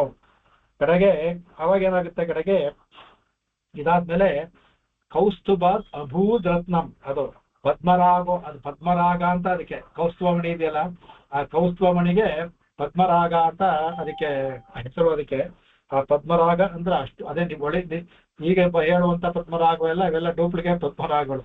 ನಿಜವಾದ ಪದ್ಮರಾಗ ಕೌಸ್ತುಭಮಣಿ. ಅದು ಕೌಸ್ತುಭಕ್ಕೆ ಮಭೂತ್ ರತ್ನಂ. ಅದು ಅವಾಗ ಆ ಕೌಸ್ತುಭದಿಂದ ಬಂದಂತಹ ರತ್ನ ಅದು. ಕಡೆಗೆ ಆ ರತ್ನ ಇದೆಯಲ್ಲ, ಅದು ಆ ರತ್ನವೂ ಕೂಡ ಅದರಲ್ಲಿ ಪದ್ಮರಾಗದಂತ ರತ್ನವೂ ಸಹ ಮಹೋದದೆ ಆ ಸದಿಂದ ಆಯ್ತು. ಕಡೆಗದೆ ಏನಾಯ್ತು, ತಸ್ಮಿನ್ ಹರ ಸ್ಪೃಹಾಂ ಚಕ್ರೆ ವಕ್ಷೋಲಂಕಾರಣೆ ಮಣೋ. ಈ ಹರಿ ಭಗವಂತ ಇದನ್ನಲ್ಲ, ನೀವು ಯಾರು ಆಸೆ ಪಟ್ಟು ಹೊಡೀರಿ, ನೀವು ಆಸೆ ಪಟ್ಟ ನಿಮ್ಗೆಲ್ಲ ಆಗುತ್ತೆ ಅಂದಲ್ಲ. ಈ ಕೌಸ್ತುಭ ಬಂದಾಗ ಇವರೇ ಭಗವಂತ ತಾನು ಆಸೆ ಪಡ್ತಾನೆ. ಅದು ಬೇರೆಯವರಿಗೆಲ್ಲ ನೀವು ಆಸೆ ಪಡಬೇಡಿ, ನಿಮ್ಗೆ ಒಳ್ಳೇದಾಗಲ್ಲ ಅಂದ್ರೆ ಭಗವಂತನ ಏನಾಗುತ್ತೆ, ಭಗವಂತ ಬೇರೆ ಯಾರು ಹೇಳಕ್ ಮುಂಚೆ ಭಗವಂತ ಹೇಳ್ತಾನೆ, ಈ ಮಣಿಯನ್ನು ನಾನು ಸ್ವೀಕಾರ ಮಾಡ್ತೀನಿ ಅಂತ ಆಸೆ ಪಡ್ತಾನೆ. ಅದು ದೇವತೆಗಳು ಪ್ರಶ್ನೆ ಮಾಡೋ ಹಂಗಿಲ್ಲ, ಬರ್ಲಿಲ್ಲ, ನಮ್ಗೆಲ್ಲ ಬೇಡ ಅಂದು ನೀನು ಆಸೆ ಪಡ್ತೀಯಲ್ಲ ಅಂತ ಅವನು ಹೇಗೆ ಕೇಳ್ತಾರೆ, ಅವನೇ ಹೇಗೆ ಮಾಡಿದ್ದು. ಆಗ ಕೌಸ್ತುಭ ಮಣಿ ಹೋಗಿ ನೇರವಾಗಿ ಭಗವಂತನ ವಕ್ಷಸ್ಥಳದಲ್ಲಿ ಹೋಗಿ ಸೇರ್ಕೊಳ್ಳುತ್ತೆ. ಅದಕ್ಕೆ ತನ್ನ ವಕ್ಷಸ್ಥಳದಲ್ಲಿ ವಕ್ಷೋಲಂಕಾರಣೆ ಮಣವು, ನನ್ನ ವಕ್ಷಕ್ಕೆ ಅಲಂಕಾರವಾಗಿ ಈ ಮಣಿಯಿಂದ ನಾನು ಸ್ವೀಕಾರ ಮಾಡ್ತೀನಿ ಅಂತ ಭಗವಂತ ಹೇಳ್ತಾನೆ. ಅದು ಹೋಗಿ ಭಗವಂತನ ವಕ್ಷಸ್ಥಳದಲ್ಲಿ ಕೌಸ್ತುಭ ಮಣಿ. ಅದೇ ಯಾಕೆ ಆಸೆ ಪಡ್ತಾನೆ ಅಂದ್ರೆ ಜೀವಾತ್ಮ ಸ್ವರೂಪವೇ ಕೌಸ್ತುಭ ಮಣಿ. ಹೊರುಡನ್ ಮಣಿ ವರಮಾಹನ್ ಸ್ವಾಮಿ ದೇಶಕನ್ ಹೇಳಿದ್ರೆ ಅದು ಇಡೀ ಜೀವ ಯಾಕೆ ಆಸೆ ಪಡ್ತಾನೆ, ಜೀವಾತ್ಮ ಮೇಲೆ ಭಗವಂತನಿಗೆ ಆಸೆ. ಅದರ ಪ್ರತೀಕವಾದಂತ ಕೌಸ್ತುಭ ಮಣಿ, ಅದಕ್ಕೆ ಅದು ಭಗವಂತನ ಹೃದಯದಲ್ಲಿ ಹೋಗಿ ಸ್ಥಾಪಿತವಾಗುತ್ತೆ. ಎಲ್ಲಾ ಜೀವಾತ್ಮರು ಸಹ ಭಗವಂತನ ಹೃದಯದಲ್ಲಿ ಆಗ್ಬೇಕು ಅಂತ ಭಗವಂತನ ಆಸೆ. ಎಲ್ಲ ಹೋದಾಗ ನಾವೆಲ್ಲರೂ ಸಹ ನಾವು ಅಲ್ಲಿ ಹೋದಾಗ ಭಗವಂತನ ಹೃದಯಕ್ಕೆ ಹೋಗಿ ಸೇರ್ಕೊಳ್ತೀವಿ. ಇಲ್ಲಿರುವಾಗ ಭಗವಂತ ನಮ್ಮ ಹೃದಯದಲ್ಲಿ ಇರ್ತಾನೆ, ಅಷ್ಟೇ ವ್ಯತ್ಯಾಸ. ನಾವೆಲ್ಲ ಮೋಕ್ಷ ಅಂದ್ರೆ ಪ್ರಪನ್ನರಾಗಿ ಮೋಕ್ಷ ಪಡ್ಕೊಂಡ್ರೆ ಭಗವಂತನ ಹೃದಯಕ್ಕೆ ಹೋಗಿ ಸೇರ್ತೀವಿ. ಇಲ್ಲಿ ಪ್ರಕೃತಿ ಮಂಡಲದಲ್ಲಿ ಭಗವಂತ ನಮ್ಮ ಹೃದಯದಲ್ಲಿ ಬಂದು ಸೇರ್ಕೊಳ್ತಾನೆ, ಅಷ್ಟೇ ವ್ಯತ್ಯಾಸ ಅದರಲ್ಲಿ. ಅವಾಗ ತಗೋತೀನಿ ಅಂತ ಹೇಳ್ತಾನೆ ಕಡೆಗೆ. ಇದಾದ್ಮೇಲೆ ಬರುತ್ತೆ ಆಮೇಲೆ ತಥೋ ಭವತ್ ಪಾರಿಜಾತ ಸುರಲೋಕ ವಿಭೂಷಣಂ ಪೂರಯತ್ಯಕ್ತಿನೋ ಯೋರ್ತೈಃ ಶ್ವಶ್ವದ್ಭುವಿ ಯಥಾ ಭವಾನೇ. ಕಡೆಗೆ ಇದಾದ ಬಳಿಕ ಏನಾಗುತ್ತೆ ಅಂತಿಗೆ ಅಂದ್ರೆ ಶಶ್ವತಿ ಭುವಿ, ಶಶ್ವತಿ ಅಂದ್ರೆ ಯಾವಾಗ ಅಂತ, ಯಾವಾಗಲೂ ಅಂತ. ಶಾಶ್ವತ ಬಂದಿದ್ದೆ ಶಶ್ವತಿಂದ, ಶಶ್ವತ್ ಶಬ್ದದಿಂದ ಬಂತ. ಅದಕ್ಕೆ ಶಶ್ವತ್ ಅಂದ್ರೆ ಯಾವಾಗ್ಲೂ, ಶಾಶ್ವತ ಅನ್ನೋದು ಆ ಶಶ್ವತ್ ಪದದ ಅದರಿಂದ ಬರುವ ಆಗಿರೋದಕ್ಕೆ ಶಾಶ್ವತ. ಅದರಿಂದ ಕಡೆಗೆ ಅನ್ನಂದ್ರೆ ಭವಾನ್ ಅಂದ್ರೆ ಇಲ್ಲಿರೋ ಕೇಳು ಮನುಷ್ಯರು ಏನ್ ಕೇಳ್ತಾರೋ ಅದಕ್ಕೆ ಅರ್ಥೈಹಿ ಅರ್ಥಿನಃ ಅರ್ಥೈಹಿ. ಇಲ್ಲಿರುವ ಭೂಲೋಕದಲ್ಲಿರೋ ಜನಗಳು ಯಾವಾಗ್ಲೂ ಏನನ್ನು ಬಯಸ್ತಾರೋ ಅರ್ಥಿನಃ, ಅದು ಅದೇ ಅದಕ್ಕೆ ಅದನ್ನ ತಮ್ ಪೂರೈತಿ. ತಮ್ ಅಂದ್ರೆ ಅವರ ಇಷ್ಟಾರ್ಥಗಳನ್ನ ಪೂರೈತಿ, ಪೂರ್ಣಗೊಳಿಸಬಲ್ಲಂತಹ ಯಾವುದು ಗೊಳಿಸುತ್ತದೋ ಅದು ಸುರಲೋಕ ಭೂಷಣಂ, ಅದು ಸ್ವರ್ಗಕ್ಕೆ ಅಲಂಕಾರ ಪರ್ಯವಾಗಿರುವಂತಹ ಅದು ಪಾರಿಜಾತ ವೃಕ್ಷ ಅಭವತ ಆಯ್ತು. ಅದಕ್ಕೆ ಇಂದ್ರ ಕೃಷ್ಣ ಕೇಳಿದಾಗ ಕೊಡೋದಿಲ್ಲ ಅಂತಾನೆ. ಕೃಷ್ಣನಿಂದಲೇ ಉದ್ಭವ ಆಗಿದ್ದು. ಕೃಷ್ಣ ಕೇಳಿದಾಗ ಅವನೇನ್ ಪೂರ್ತಿ ಕೊಡೋಲ್ಲ, ಒಂದು ಸ್ವಲ್ಪ ಅದ್ರಲ್ಲಿ ಬೀಜ ಕೊಡೋನು ಹಾಕೊಳ್ತೀನಿ, ಅದನ್ನು ಕೊಡೋಕೆ ಇಷ್ಟ ಇಲ್ಲ ಅವನಿಗೆ ಇಂದ್ರನಿಗೆ. ಅವನಿಗೆ ಕಡೆಗೆ ಇಡೀ ವೃಕ್ಷವೇ ತಂದಾಯ್ತು, ಭಗವಂತ ತಂದು ಇಲ್ಲಿ ಇಟ್ಕೊಳ್ತಾನೆ ಅವನು. ಹಾಗಾಗಿ ಆ ಪಾರಿಜಾತ ಬಂತು ಅಂದ್ರೆ ಭೂಲೋಕದಲ್ಲಿರೋ ಮಾತ್ರವಲ್ಲ, ದೇವಲೋಕದಲ್ಲಿರೋವರೆಗೂ ಎಲ್ಲ ಇಷ್ಟಾರ್ಥ ಕಾಮನೆಗಳನ್ನು ಪೂರೈಸಬಲ್ಲಂಥದ್ದು. ಭೂಲೋಕದಲ್ಲಿ ಯಾರು ಏನ್ ಕೇಳಿದ್ರು ಕೊಡುವಂತದ್ದು. ಕಾಮಧೇನು ಅಂತ ಹೇಳಿದ್ರೆ ಅದು ಸಹ ಅದೇ ತರ. ಈ ಪಾರಿಜಾತ ತರು ಅದು ಪ್ರಾಣಿ, ಇದು ತರು, ಅಷ್ಟೇ ವ್ಯತ್ಯಾಸ. ಇದು ಸಹ ಅಲ್ಲಿ ಉದ್ಭವ ಆಗುತ್ತೆ. ಅದಕ್ಕೆ ಅದು ವೃಕ್ಷಭೂತ. ತತಶ್ಚಾಪ್ ಸರಸೋ ಜಾತ ನಿಷ್ಕಗ್ರೀವ ಸುವಾಸಸಃ ರಮಣ್ಯ ಸ್ವರ್ಗಿನಾಂ ವಲ್ಗು ಗತಿಲೀಲಾವಲೋಕನೈಃ. ಕಡೆಗೆ ಅದಾದ್ಮೇಲೆ ಕಡೆಗೆ ಅವಾಗ ಏನ್ ಮಾಡ್ತಾರೆ, ಕಡೆಗೆ ಇಡೀ ದೇವಲೋಕಕ್ಕೆ ಒಂಥರ ಒಂದು ರಾಜ ಅಂದ್ರೆ ರಾಜ್ಯದಲ್ಲಿ ಒಂದು ಸಭಾಂಗಣ ಇರುತ್ತೆ. ಅದರಲ್ಲಿ ನೃತ್ಯ ಮಾಡುವವರು ಇರ್ತಾರೆ, ನಾಟ್ಯ ಮಾಡುವ ಸ್ತ್ರೀಯರು ಇರ್ತಾರೆ. ಆವಾಗಲೇ ಅವ್ರಿಗೆ ಮನೋರಂಜನೆ, ದೇವತೆಗಳಿಗೆ ದೇವೇಂದ್ರನಿಗೆ ಮನೋರಂಜನೆ ಅದು. ಅದೇ ತರ ಭೂಲೋಕದಲ್ಲೂ ರಾಜರು ಅವ್ರವ್ರು ಇಟ್ಕೊಂಡಿರ್ತಾರೆ. ಅದರಿಂದ ಅವರನ್ನ ಮಂಜನೆ ಅಂದ್ರೆ ದೇವಲೋಕಕ್ಕೆ ಅಲಂಕಾರ ಪ್ರಾಯವಾಗಿ ಪಾರಿಜಾತ ಬಂತು. ಅವರ ಮನಸ್ಸನ್ನ ಸಂತೋಷಗೊಳಿಸುವಂತಹ ಅಪ್ಸರ ಸ್ತ್ರೀಯರು ಕೊಟ್ಕೋತಾರೆ ಇದರಲ್ಲಿ. ಅದನ್ನ ಹೇಳ್ತಾರೆ. ಅಪ್ಸರಸೋಜ್ ಅಪ್ಸರಸಃ ಅಂತ ಬಹುಜನ ಹಾಕ್ಬಿಡ್ತು. ಅದರಿಂದ ಎಷ್ಟು ಜನ ಅಪ್ಸರ, ಮತ್ತೆ ಅದೇ ನಾವು ವರಾಭರಣಕ್ಕೆ ಹೋಗ್ಬೇಕು. 84,000 ಅಪ್ಸರ ಸ್ತ್ರೀಯರು ಹುಟ್ಟದಂತೆ. 84,000 ಅದ್ರಲ್ಲಿ ಹೇಳಿದಾರಲ್ಲಿ. ಅಪ್ಸರಸಃ ಅದು ನಿಷ್ಕಗ್ರೀವಾಹ ಅಂದ್ರೆ ಅವರ ಕತ್ತು ಸುಂದರವಾಗಿದೆ, ಅದರಲ್ಲಿ ಅನೇಕ ಸುಂದರವಾದ ಆಭರಣಗಳನ್ನು ಧರಿಸಿದ್ದಾರೆ. ಅಂದ್ರೆ ಈ ಸಾಮುದ್ರಿಕ ಲಕ್ಷಣವನ್ನ ಏನ್ ಹೇಳಿದಾರೋ, ಯಾವ ಪುರುಷನಿಗೆ ಸ್ತ್ರೀ ಆಗಲಿ ಪ್ರಮಾಣವನ್ನು ಹೇಳಿದೆ. ಆ ಮುಖದಲ್ಲಿ ಎಷ್ಟು ಪ್ರಮಾಣ ಇರಬೇಕು, ಆ ಕತ್ತು ಕೆಲವರು ಕತ್ತು ತುಂಬಾ ಚಿಕ್ಕದಾಗಿದ್ರು ಚೆನ್ನಾಗಿರಲ್ಲ, ತುಂಬಾ ದೊಡ್ಡದಾಗಿದ್ರು ಚೆನ್ನಾಗಿರೋದಿಲ್ಲ. ಅದರಿಂದ ಪ್ರಮಾಣವಾಗಿರ್ಬೇಕು. ಇವರು ಆತರ ಇವರು ಸಮ ಪ್ರಮಾಣದಲ್ಲಿ ಎಲ್ಲ ಅಂಗಸೌಷ್ಠವೂ ಸಮ ಪ್ರಮಾಣದಲ್ಲಿ ಇರುವಂತಹದ್ದು. ಅದಕ್ಕೆ ಅಪ್ಸರೆ ಸ್ತ್ರೀಯರು. ತೆಳುವಾದ ನಡು, ಒಳ್ಳೆಯ ದೀರ್ಘವಾದ ವಕ್ಷಸ್ಥಲ ಉಳ್ಳವರು, ಮತ್ತೆ ಪಾದಗಳು ಚಿಕ್ಕದಾಗಿರ್ಬೇಕು ಸ್ತ್ರೀಯರಿಗೆ ಅಂತ ಹೇಳಿದೆ. ಪಾದ ಎಲ್ಲವೂ ಸಹ ಸಾಮುದ್ರಿಕ ಲಕ್ಷಣ ಬರುತ್ತೆ ಅದಕ್ಕೆ. ಅವರ ನಡುಭಾಗ ಮತ್ತೆ ಅವರ ಹಿಪ್ ಅಂತ ಅದು ದೊಡ್ಡದಾಗಿರ್ಬೇಕು. ಆ ಸಾಮುದ್ರಿಕ ಲಕ್ಷಣ ತುಂಬಾ ಏನೇನೋ ಹೇಳಿದೆ. ಅದು ಆತರ 100% ಸಿಗೋದಿಲ್ಲ. ಆದ್ರೆ ಇವರೆಲ್ಲರೂ ಅದೇ ತರ ಬಂದ್ರು ಅಂತ ಹೇಳ್ತಾರೆ ಕಡೆಗೆ. ಅಂದ್ರೆ ಎಲ್ರನ್ನೂ ಮರಳುಗೊಳಿಸುವಂತಹದ್ದು ಅವರು ಅಂತ ಹೇಳ್ತಾರೆ ಅದಕ್ಕೆ. ಅವರ ಎಲ್ರನ್ನೂ ಸಹ ಇದು ರಮಣ್ಯ ಸ್ವರ್ಗಿನ, ರಮಣ್ಯ ಸ್ವರ್ಗವೆಲ್ಲ ರಮಿಸುವಂತವರು, ಅವರು ಸಂತೋಷಗೊಳಿಸುವರು. ರಮಣ್ಯ ಅಂದ್ರೆ ಸಂತೋಷಪಡಿಸುವವರು, ಮರಳು ಮಾಡುವವರು ಅಂತ. ಅದಕ್ಕೆ ವಲ್ಗುಗತೀವ ಅವಲೋಕನೈಹಿ, ಅವರು ಇವರೆಲ್ಲರೂ ಸಹ ಅವರ ನಡೆಯನ್ನು ನೋಡಿ ಬೆರಗುದಿಂದ ರಾಕ್ಷಸರು ದೇವತೆಗಳು ಬೆರಗಾಗ್ಬಿಟ್ಟಿದಾರಂತೆ. ಅಲ್ಲಿಗೆ ವಲ್ಗುಗತಿ.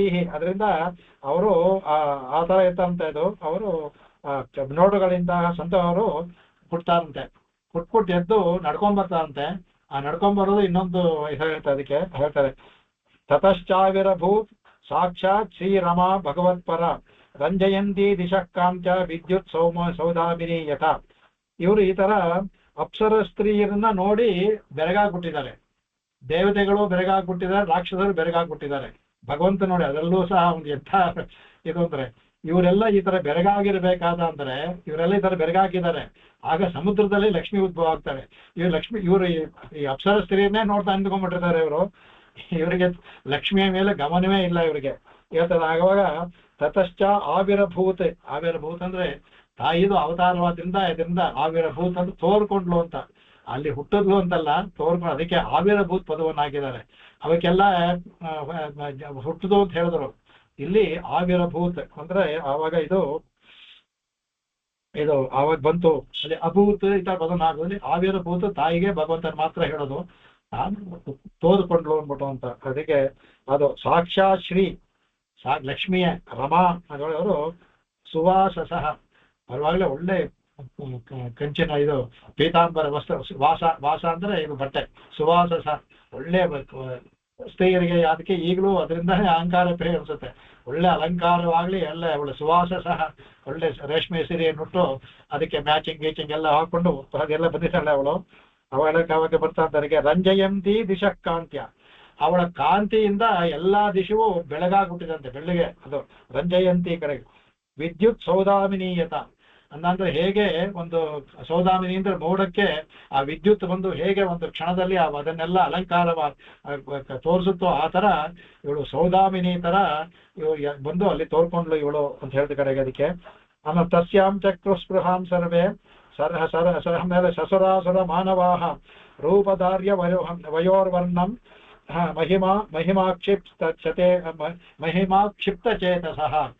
ಅವ್ರಾಗ್ಲೇ ಕ್ಷಿಪ್ತ ಚೇತಸ ಆಗಿದ್ದಾರೆ. ಯಾರೋ ಇವರನ್ನ ನೋಡಿನೇ, ಅಪ್ಸರಸ್ತೆ ನೋಡಿನೇ. ಅದಾಗಿ ಈಗ ಒಂದು ಕ್ಷಣ ತಾಯಿ ಬಂದಾಗ ನೋಡ್ತಾರ ಅವ್ರಿಗೆ ಇನ್ನೂ ಸಹ ಕ್ಷಿಪ್ತ ಸ್ತ್ರೀ ಆಗ್ತಾರಂತೆ. ಎಲ್ಲರೂ ಸಹ ದೇವತೆಗಳು ಮತ್ತೆ ದಾನವರು ಎಲ್ಲರೂ ಸಹ ತಾಯಿಯನ್ನ ನೋಡಿ ಅಯ್ಯೋ ನಮಗ್ ಬೇಕು ಅಂತ ಆಸೆ ಪಡಕ್ ಶುರು ಮಾಡ್ತಾರಂತೆ. ಅಂದ್ರೆ ಅವ್ರಿಗೆ ಭಗವಂತ ಹೇಳಿರ್ತಾನೆ, ಇದಕ್ಕೆ ಹೇಳಿರ್ತಾನೆ. ಅದಕ್ಕೆ ಹೇಳ್ತಾರೆ ಸ್ಪೃಹಾನ್ ಚಕ್ರುಹು. ಅಪ್ಸರಸ್ತ್ರೀ ನೋಡಿದ ಕಣ್ಣಲ್ಲಿ ತಾಯಿ ನೋಡಿದಾಗ ಅಪ್ಸರಸ್ತ್ರೀ ಎಲ್ಲ ಮಂಕಾಗ್ಬಿಟ್ರಂತೆ ಅವ್ರಿಗೆ. ಅಷ್ಟು ಅತ್ಯಂತ ಸುಂದರಿಯಾಗಿ ಬಂದಿರ್ತಾಳೆ. ಅದಕ್ಕೆ ಆವಾಗ ಇದ್ ಬರ್ತಂತೆ. ತಸ್ಯ ಆಸಾನ ಮಾನಿನ್ಯೆ ಮಹೇಂದ್ರೋ ಮಹದದ್ಭುತಂ ಮೂರ್ತಿಮತ್ಯ ಸರಿಶ್ರೇಷ್ಠ ಹೇಮ ಕುಂಭೈರ್ ಜಲಂ ಶುಚಿ. ಕಡೆಗೆ ಅವಾಗೇನ್ ಮಾಡ್ತಾನೆ ಕಡೆಗೆ ಅವಾಗೇನ್ ಮಾಡ್ತಾನಂತೆ, ತಕ್ಷಣ ಅವನು ಹೇಳ್ತಾರಂತೆ. ತಕ್ಷಣ ಇಂದ್ರ ಏನ್ ಮಾಡ್ತಾರೆ, ದೊಡ್ಡ ಅದ್ಭುತವಾದ ಒಂದು ಸುವರ್ಣ ಒಂದು ಪೀಠವನ್ನು ತರಿಸಿ ಹಾಕ್ತಾರಂತೆ. ಅದಕ್ಕೆ ಸುವರ್ಣ ಕುಂಭದಲ್ಲಿ ಜಲವನ್ನು ತಂದು ತಾಯಿಗೆ ಕೊಡ್ತಾನಂತೆ. ಕೂತ್ಕೊಂತ ಹೇಳ್ತಾರಂತೆ, ಆ ತಾಯಿಗೆ ಕೊಡ್ತಾನಂತೆ. ಅದಕ್ಕೆ ಆ ಎಲ್ಲವನ್ನು ತಂದು, ಅಷ್ಟೇ ಅಲ್ಲ, ಅದಕ್ಕೆ ಎಲ್ಲವನ್ನು ತಂದು ಪುಷ್ಪ, ಫಲ, ಮೂಲಿಕೆಗಳು ಮತ್ತೆ ಹಾಲು ಎಲ್ಲವನ್ನು ತಂದು ಸಮರ್ಪಣೆ ಮಾಡ್ತಾರಂತೆ. ಅವ್ರಿಗೆ ಏನ್ ಮಾಡ್ಬೇಕು ಗೊತ್ತಿಲ್ಲ, ಅವ್ರಿಗೆ ಆಸೆ ಪಟ್ಬಿಡ್ತಾರೆ, ತಂದು ಸಮರ್ಪಣೆ ಮಾಡ್ತಾರಂತೆ ಅದಕ್ಕೆ. ಆಮೇಲೆ ಋಷಯ ಕಲ್ಪಯಾಂ ಚಕ್ರು ಅಭಿಷೇಕಂ ಯಥಾವಿಧಿ ಜಗ್ರುರ್ಭದ್ರಾಣಿ ಗಂಧರ್ವ ನಟ್ಯಶ್ಚ ನೃತ್ಯಜಗು. ಕಡೆಗೆ ಇವರು ಹೆರನ್ನ ಇದರಲ್ಲಿ ಕುಂಭದಲ್ಲಿ ತೀರ್ಥವನ್ನು ತಂದಿರ್ತಾರಲ್ಲ ಇವರು, ಆಗ ಋಷಿಗಳೆಲ್ಲ ಏನ್ ಮಾಡ್ತಾರೆ, ತಾಯಿಗೆ ಅಭಿಷೇಕವನ್ನ ಮಾಡ್ತಾರಂತೆ. ಅದು ಅಲ್ಲಿರುವ ಗಂಧರ್ವರೆಲ್ಲ ನಾಟ್ಯವನ್ನ ಮಾಡ್ತಾರಂತೆ. ಗಂಧರ್ವರು ನಾಟ್ಯ ಮತ್ತು ಹಾಡನ್ನು ಹೇಳ್ಕೊಂಡು ಮಾಡ್ತಾರಂತೆ. ಕಡೆಗೆ ನರ್ತಕರನ್ನು ಮಾಡ್ತಾರಂತೆ. ಋಷಿಗಳು ತಾಯಿಗೆ ಅಭಿಷೇಕವನ್ನು ಮಾಡ್ತಾರಂತೆ ಹೇಮಘಟ್ಟದಲ್ಲಿ, ಎಲ್ಲವನ್ನು ಮಾಡ್ತಾರೆ. ಕಡೆಗೆ ಆವಾಗ ಈ ಮೇಘಗಳೆಲ್ಲ ಇರ್ತಲ್ಲ, ಆ ಮೇಘಗಳು ಮೇಲಿರುವಂತಹ ಅವರೆಲ್ಲ ಗೋಮುಖಗಳು, ಅವರ ವಾದ್ಯಗಳು, ಶಂಖ ವಾದ್ಯಗಳು ಅದನ್ನೆಲ್ಲ ಆಡ್ತಾರಂತೆ. ತಾಯಿಗೆ ಇದೆಲ್ಲ ಆಗ್ಲಿ ಇಟ್ಬಿಟ್ಟು ಅಂತ ಅದನ್ನೂ ಮಾಡ್ತಾರೆ. ಕಡೆಗೆ ಆವಾಗ ಎಲ್ಲವೂ ಸಹ ಅವಾಗ ಏನ್ ಮಾಡ್ತಾರಂತೆ, ಆಗ ಅಲ್ಲಿರುವ ಋಷಿಗಳು ವೇದ ಮಂತ್ರವನ್ನ ಹೇಳಕ್ ಶುರು ಮಾಡ್ತಾರಂತೆ. ಅದಕ್ಕೆ ಅದನ್ನ ಹೇಳ್ತಾರೆ, ತಥೋಭಿಶಿಷ್ಯೋದ್ದೇವೀಂ ಶ್ರಿಯಾಂ ಪದ್ಮಕರಾಂ ಸತೀಂ ದಿಗಿಬಾ ಪೂರ್ಣ ಕಲಶೈಹಿ ಸೂಕ್ತ ವಾಕ್ಯ ದ್ವಿಜೈರ್ತೈಹಿ. ಅಲ್ಲಿರುವಂತಹ ಋಷಿ ಬ್ರಾಹ್ಮಣರು, ದ್ವಿಜೈರಿಂದ ಋಷಿಗಳು, ಅವರು ಸೂಕ್ತ ವಾಕ್ಯೈಹಿ ಅಭಿಷೇಕಕ್ಕೆ ಬೇಕಾದ ಮಂತ್ರಗಳನ್ನ ಹೇಳಕ್ ಶುರು ಮಾಡ್ತಾರಂತೆ. ದೇವೀಂ ಅಭಿಷಿಷ್ಯುಹು, ದೇವಿಯನ್ನ ಅಭಿಷೇಚನವನ್ನ ಮಾಡಿದ್ರು. ಆವಾಗ ಏನ್ ಮಾಡ್ತಾರೆ ಕಡೆಗೆ, ಅದಕ್ಕೆ ದಿಗಿಬಾ ಪೂರ್ಣ ಕಲಶೈಹಿ, ಎಲ್ಲಾ ದಿಕ್ಕುಗಳಲ್ಲೂ ಸಹ ಪೂರ್ಣ ಕಲಶದಲ್ಲಿ ದಿಗಿಬಾಹ ಅಂದ್ರೆ ಇದಕ್ಕೆ ದಿಗಿಬಾ ಅಂದ್ರೆ ದಿಗ್ಗಜಗಳು, ಇಲ್ಲಿ ಐರಾವತ ದಿಗ್ಗಜಗಳು ಹುಟ್ಟಿದೆಲ್ಲ ಎಲ್ಲವೂ ಸಹ ನಾನಾ ದಿಕ್ಕುಗಳಿಂದ ನೀರಿನಿಂದ ತರ್ತಾರಂತೆ. ಆ ನೀರಿನಿಂದ ತಾಯಿಗೆ ಅಭಿಷೇಕವನ್ನು ಮಾಡುದು ಎಲ್ಲವೂ ಸಹ. ಈಗಲೂ ಕೆಲವು ನೋಡಿದೀವಲ್ಲ, ಈ ಆನೆಗಳು ಸೊಂಡಲಿಂದ ತಾಯಿಗೆ ಹೂವು ಅಭಿಷೇಕ ಮಾಡಿ ತೋರಿಸ್ತೀವಲ್ಲ, ಅದು ಇಲ್ಲಿಂದ ಶುರುವಾಗಿದ್ದೆ. ಇದೆಲ್ಲ ಹೇಳಿದ್ದೇನೆ, ಅದ್ರಲ್ಲಿ ಹಾಕಿದ್ದಾರೆ ಅದನ್ನು ಎಲ್ಲವೂ ಸಹ. ಕಡೆಗೆ ಏನ್ ಮಾಡ್ತಾ, ಅವಾಗ ಮತ್ತೆ ವರುಣ ಏನ್ ಮಾಡ್ತಾನಂತೆ, ಆ ಸಮುದ್ರ ರಾಜ ಇದ್ದಾನಲ್ಲ ಅವನು, ಸಮುದ್ರ ರಾಜ ತನ್ನ ಮಗಳೇ ಆಯ್ತಲ್ಲ, ಅಲ್ಲಿಂದ ಬಂದವಳ್ತಾನೆ. ಈಗ ಮಗಳು ಈಗ ಸ್ವಯಂವರ ಮಾಡ್ಕೋಬೇಕು. ಈಗ ಸ್ವಯಂವರ ಅಂದ್ರೆ ಅವರ ಇಚ್ಛೆ. ಇಲ್ಲಿ ಯಾರು ತಾನು ಈ ಕಾಲದಲ್ಲಿಲ್ಲ, ಹಿಂದಿನ ಕಾಲದಲ್ಲಿ ಇತ್ತು. ಅವರು ವರಮಾಲೆಯನ್ನ ಇಟ್ಕೊಂಡು ಹೋಗೋರು, ರಾಜರೆಲ್ಲ ಬಂದು ಕೂತ್ಕೊಂಡಿರೋರು, ಒಬ್ಬೊಬ್ಬರನ್ನ ನೋಡ್ಕೊಂಡ್ರು, ಯಾರು ಅವ್ರಿಗೆ ಇಷ್ಟ ಆಗುತ್ತೋ ಅವ್ರ ಕತ್ತಲ್ಲಿ ಮಾಲೆ ಹಾಕ್ತಿದ್ರು, ಅವ್ರಿಗೆ ಮದುವೆ. ಬೇರೆಯವರು ಅದನ್ನ ಪ್ರಶ್ನೆ ಮಾಡೋ ಹೋಗಿಲ್ಲ. ಆ ತರ ಇತ್ತು. ಇಲ್ಲಿ ಸಮುದ್ರ ರಾಜ ಏನ್ ಮಾಡ್ತಾನೆ, ಅವರು ತಾನು ಇವಾಗ ತನ್ನ ಮಗಳು ಇವಾಗ ಬಂದಿದ್ದಾಳೆ, ಕಾಂಚನ ಮಾಲೆಯಲ್ಲಿದ್ದಾಳೆ. ಕಡೆಗೆ ಏನ್ ಮಾಡ್ತಾನಂತೆ, ಅವನಿಗೆ ವೈಜಯಂತಿ ಮಾಲೆ, ಭಗವಂತನ ಕೊರಳಲ್ಲಿದೆಯಲ್ಲ ವೈಜಯಂತಿ ಮಾಲೆ, ಅದು ತಾಯಿಗೆ ಸಮುದ್ರರಾಜ ಮಗಳಿಗೆ ಸಮುದ್ರರಾಜ ಕೊಟ್ಟಿದ್ದು, ಮಾವನ ಉಡುಗೊರೆ ಅದು. ಸಮುದ್ರರಾಜ ಏನ್ ಮಾಡ್ತಾನೆ, ಪೀತ ಕೌಶೇಯ ವಾಸ, ಇವಳಾಗ್ಲೇ ಸೀರೆ ಉಟ್ಕೊಂಡ್ ಬಂದಿದ್ದಾರೆ, ಆದ್ರೂ ಮಗಳಿಗೆ ಇನ್ನೊಂದು ಪೀತ ಕೋಶ ಇದು, ನಾವು ಕೂರೆ ಸೀರೆ ಕೊಡ್ತೀವಲ್ಲ ನಾವು ಮದುವೆನಲ್ಲಿ ಕನ್ಯಾದಾನ ಮಾಡುವಾಗ ಕೂರೆ ಆ ತರ, ಅದಕ್ಕೋಸ್ಕರ ಏನ್ ಮಾಡ್ತಾನೆ ಇವನು, ಪೀತ ಕೌಶೇಯ ವಾಸಸಿ. ಆಮೇಲೆ ವರುಣಸ್ತ್ರಜಂ ವೈಜಯಂತಿ, ವರುಣನಿಗೆ ಹೇಳಿ, ವರುಣ ತಾನೆ ಆ ದೇವ, ನೀರಿನ ದೇವ ವರ್ಣನೆ ಆಗ್ಬೇಕು. ಅವನು ವೈಜಯಂತಿ ಮಾಯನ ಮಧುನಾ ಮತ್ ಷಟ್ಪದಂ. ಕಡೆಗೆ ಮಾಲೆಯನ್ನು ಬಂದು ಅದನ್ನ, ಅದು ಷಟ್ಪದಂ ಅಂತೆ. ಅದು ಎಷ್ಟು ಸುವಾಸನೆ ಆಗಿರುತ್ತೆ ಅಂದ್ರೆ, ಇದು ಯಾವುದೋ ಈ ಮಾಲೆ ಆ ದುಂಬಿಗಳು ಮುತ್ಕೊಂಡ್ಬಿಡುತ್ತಂತೆ. ಅದಕ್ಕೆ ಅದು ದುಂಬಿಗಳಿಂದ ಕೂಡಿರುವಂತ ತರ್ತಾನೆ. ಅದರಲ್ಲಿ ದುಂಬಿಗಳು ಸುವಾಸನೆಗೆ ಇದು ಒಳ್ಳೆ ಹೂವಿದೆಲ್ಲ, ಮಧು ಸಿಗುತ್ತೆ, ಮಧುಕರ ಆಗುತ್ತೆ ಅಂದ್ಬಿಟ್ಟು ದುಂಬಿಗಳು ಅದಕ್ಕೆ ಹೊರಡುತ್ತೆ. ಮಧುನ ಮತ್ತ ಷಟ್ಪದ, ಮತ್ತಗೊಂಡಂತ ಷಟ್ಪದಗಳು ಅದರಲ್ಲಿರುವ ಕುಡಿದು ಮತ್ತವಾಗ್ಬಿಟ್ಟಿದೆ, ಅದರಿಂದ ಅವು ಸಹ ಬರುತ್ತೆ. ಅದರಿಂದ ಕೂಡಿದಂತ ವೈಜಯಂತಿ ಮಾಲೆಯನ್ನು ವರ್ಣ ತಂದು ಕೊಡ್ತಾನಂತೆ. ಅದಕ್ಕೆ ಭೂಷಣಾನಿ ವಿಚಿತ್ರಾಣಿ ವಿಶ್ವಕರ್ಮ ಪ್ರಜಾಪತಿ ಹಾರಂ ಸರಸ್ವತಿ ಪದ್ಮಂ ಅಜೋ ನಾಗಾಶ್ಚ ಕುಂಡಲೆ. ಕಡೆಗೆ ವಿಚಿತ್ರಾಣಿ ವಿಶ್ವಕರ್ಮ ಪ್ರಜಾಪತಿ ಭೂಷಣಾನಿ, ಬ್ರಹ್ಮ ಹೇಳಿ ವಿಶ್ವಕರ್ಮನ ಹೇಳಿ ಮಾಡಿದಂತಹ ವಿಶೇಷವಾದ ಒಡವೆಗಳು ಭೂಷಣಾನಿ. ಆಮೇಲೆ ಸರಸ್ವತಿ ಇದರಲ್ಲೂ ಪದ್ಮಮಜೋಹಾರಂ, ಅವಳು ಕಡೆಗೆ ಆ ಪದ್ಮದಿಂದ ಮಾಡಿದಂತ ವಿಶೇಷವಾದ ಒಂದು ಹಾರ ಸರಸ್ವತಿ ಮಾಡ್ತಾಳಂತೆ. ವಿಶೇಷವಾದ, ಸುಮ್ಮನೆ ಪದ್ಮವನ್ನು ಸುಮ್ಮನೆ ಸೇರಿಸಿ ಮಾಡದ ಅಷ್ಟೇ ಅಲ್ಲ, ವಿಶೇಷವಾದ ಪದ್ಮಗಳಿಂದ ಯಾವತ್ತೂ ಬಾಡದೇ ಇರುವಂತಹದನ್ನ ಮಾಡಿದಂತ ಅದನ್ನ ಮಾಡ್ತಾಳಂತೆ. ಕಡೆಗೆ ಆಮೇಲೆ ನಾಗಾಶ್ಚ ಸತ್ ಕುಂಡಲೆ, ಈ ನಾಗಗಳು ಏನ್ ಮಾಡ್ತಾವಂತೆ ಆ ಸರ್ಪದ ರೀತಿಯಲ್ಲಿರೋ ಒಡೆಯಲ್ಲಿ ಮಾಡಿದ ಕುಂಡಲು ನಾಗ ಕುಂಡಲ ತಾಯಿ ಅದರಲ್ಲಿ ಅದರಿಂದ ನಾಗ ತರವೇ ಇರುತ್ತೆ ಮಾಡಿದಂತ ಆ ನಾಗಕುಂಡಗಳನ್ನ ನಾಗರಾಜ ಸರ್ಪದೇವತೆ ಬಂದು ಅರ್ಪಿಸ್ತಾರಂತೆ. ಎಲ್ಲ ತಾಯಿಗೆ ಇದು ಸ್ವಯಂವರಕ್ಕೆ ಬೇಕಾಗಿರೋ ವಸ್ತುಗಳು ಎಲ್ಲವನ್ನು ಮಾಡ್ತಾರಂತೆ. ಎಲ್ಲವೂ ಸಹ ಇದನ್ನ ಕಡೆಗೆ ಇವಾಗ ಏನಾಗ್ತಂತೆ ಅವಳಿಗೆ ತತಃ ಕೃತ ಸ್ವಶಸ್ಯವನಂ ಉತ್ಪಜ ಅಜಸ್ರಂ ನದದ್ವಿರೇಪಾಂ ಪರಿಗೃಹ್ಯ ಪಾಣಿನ ಚಚಾಲ ಭಕ್ತಂ ಸುಕೋಪಲ ಕುಂಡಲಂ ಸ್ರವೀಡ ಹಾಂಸಂ ದದತಿ ಸುಶೋಭನಂ. ಕಡೆಗೆ ಇದನ್ನೆಲ್ಲವನ್ನೂ ಸಹ ಸರಸ್ವತಿ ಕೈ ಹಿಡ್ಕೊಳ್ತಾವಂತೆ, ಅಲಂಕಾರ ಮಾಡ್ತಾವಂತೆ ಸರಸ್ವತಿ. ಅಲ್ಲೇ ಒಂದು ತೆರೆಯನ್ನ ಮಾಡಿ ಅವಳಿಗೆ ಅಲಂಕಾರ ಮಾಡ್ತಾವಂತೆ. ಅವಳಿಗೆ ವ್ರೀಡ ಸವೀಡ ಸುಂದತಿ, ಅದರಿಂದ ಯಾವಾಗ ಮದುವೆಯಾಗುವ ಹೆಣ್ಣಿಗೂ ನಾಚಿಕೆ ಇರ್ತಲ್ಲ, ಅದಕ್ಕೆ ಸವ್ರೀಡ ಹಾಸಂ, ಮುಖದಲ್ಲಿ ಕಿರುನಗೆ ಇದೆಯಂತೆ, ಅದು ವ್ರೀಡ. ಎಂತ ಅದ್ಭುತವಾದ ನಾಚಿಕೆ ಉಳ್ಳಂತಹ ಕಿರುನಗೆ. ಇದನ್ನ ನಾವು ಊಹಿಸ್ಕೋಬೇಕಾದ ಇದು ಇಲ್ಲ ಅಂದ್ರೆ ನಾಚಿಕೆ ಕಿರುನಗೆ, ಸಂತೋಷದಿಂದ ಕಿರುನಗೆ ಮದುವೆ ಆಗ್ತಾ ಅಂತಲ್ಲ, ಅದು ಮದುವೆ ಅಂತ ಪದದಿಂದ ನಾಚಿಕೆ. ಅದಕ್ಕೆ ಸವ್ರೀಡ ಹಾಸಂ ದದತಿ ಸುಶೋಭನಂ. ಕಡೆಗೆ ಅವಳು ದಧತಿ, ಮಹಾಪ್ರಾಣ ಅಂತ ಧರಿಸ್ಕೊಳ್ಳೋದು, ದಧತಿ ಅಂದ್ರೆ ಕೊಡೋದು, ದಧತಿ ಅಂತ ಧರಿಸ್ಕೊಳ್ಳೋದು. ಅದಕ್ಕೆ ಸುಶೋಭನಂ ದಧತಿ, ಅದನ್ನ ಧರಿಸ್ಕೊಂಡ್ಲು ಎಲ್ಲವನ್ನೂ ಸಹ. ಕಡೆಗೆ ಕೈಯಲ್ಲಿ ಪಾರಾಯಣ ಇಟ್ಕೊಳ್ತಾವಂತೆ. ಅಂದ್ರೆ ಇದರಲ್ಲಿ ಬರೋ ಸ್ವಲ್ಪ ವ್ಯತ್ಯಾಸ, ಬೇರೆ ಇದ್ರಲ್ಲಿ ನೇರವಾಗಿ ಹೋಗಿ ವಕ್ಷಸ್ಥಲ್ಲಿ ಕೂತ್ಕೊಂಡು ಅಂತ ಹೇಳ್ತಾರಲ್ಲ, ಅದು ಇದರಲ್ಲಿ ಸ್ವಲ್ಪ ವ್ಯತ್ಯಾಸವಾಗಿ ಬಾದ್ರೆ ಹೇಳಿದೆ. ಅದಕ್ಕೆ ಇದನ್ನ ನಿಮ್ಗೆ ಹೇಳ್ತಾ ಇದ್ದೀನಿ. ಇದರಲ್ಲಿ ಕಡೆಗೆ ಇವಳೇನ್ ಮಾಡ್ತಾರಂತ ಕಡೆಗೆ ಇವರು ತುಂಬಾ ವರ್ಣಿಸ್ತಾರೆ ಇದರಲ್ಲಿ. ಕಡೆಗೆ ಅವಳು ನಡೀತಾ ಇದ್ದಂದ್ರೆ ತಾಯಿಯ ನಡಿಗೆ ಎಲ್ಲ ವರ್ಣಿಸ್ತಾಳೆ. ಸ್ವಲ್ಪ ಅದರಲ್ಲಿ ಶೃಂಗಾರವಾಗಿದೆ, ಅದು ಹೇಳೋದಕ್ಕೆ ನನಗೆ ಸ್ವಲ್ಪ ಸರಿ ಆಗೋದಿಲ್ಲ. ಅದಕ್ಕೆ ಯಾವ ತರ ಬರ್ತಾ ಇದ್ಲು ತಾಯಿ ಅನ್ನೋದಕ್ಕೆ, ಅಂದ್ರೆ ಅವ್ರಿಗೆ ಇದೆಲ್ಲ ಇಲ್ಲ, ಭಾವನೆ ಇಲ್ಲ, ಅವ್ರಿಗೆ ಹೇಳ್ಕೊಂಡು ಹೋಗ್ತಾರೆ. ನಮ್ಮಳಿಗೆ ಸ್ವಲ್ಪ ತಾಯಿ ವಿಷಯದ ಹೇಳೋಕೆ ಕಷ್ಟವಾಗುತ್ತೆ. ಅದರಲ್ಲಿ ಅವಳು ಅತ್ಯಂತ ಸುಂದರವಾಗಿ ಅಂಗಸೌಷ್ಠವಳು ಅಂತ ಲಕ್ಷ್ಮಿ ನಡ್ಕೊಂಡು ಬಂದ್ಲು ಅಂತ ಅರ್ಥ ಅಷ್ಟೇ. ಅದಕ್ಕೆ ಅದನ್ನ ಸ್ವಲ್ಪ ವರ್ಣನೆ ಮಾಡ್ತಾರೆ, ಬೇಡ ಶ್ಲೋಕ ಹೇಳೋದ್ ಬಿಡೋ ನಾವು. ಕಡೆಗೆ ಅವಳಿಗೆ ಏನ್ ಮಾಡ್ತಾರೆ, ಎಲ್ಲವೂ ಸಹ ಅವಳಿಗೆ ನೂಪುರ ಪ್ರತಿಯೊಂದನ್ನು ಸರಸ್ವತಿ ಮಾಡ್ತಾಳೆ. ಪ್ರತಿಯೊಂದು ಕಾಲು ನೂಪುರ ಅಂತ ಗೆಜ್ಜೆ ಎಲ್ಲವನ್ನೂ ಧರಿಸ್ಕೊಂಡಿದ್ದಾಳೆ. ಕಡೆಗೆ ಅವಳು ನಡ್ಕೊಂಡು ಸುಳಿದಾಡುತ್ತಾ ನಡೀತಾ ಇದ್ರೆ ಒಳ್ಳೆ ಹಾವಿನ ಇದು ಬರ್ತಾ ಇದೆಯೋ ಅನ್ನೋ ತರ ಅವಳು ನಡ್ಕೊಂಡು ಬರ್ತಾ ಇದ್ದಾಳೆ.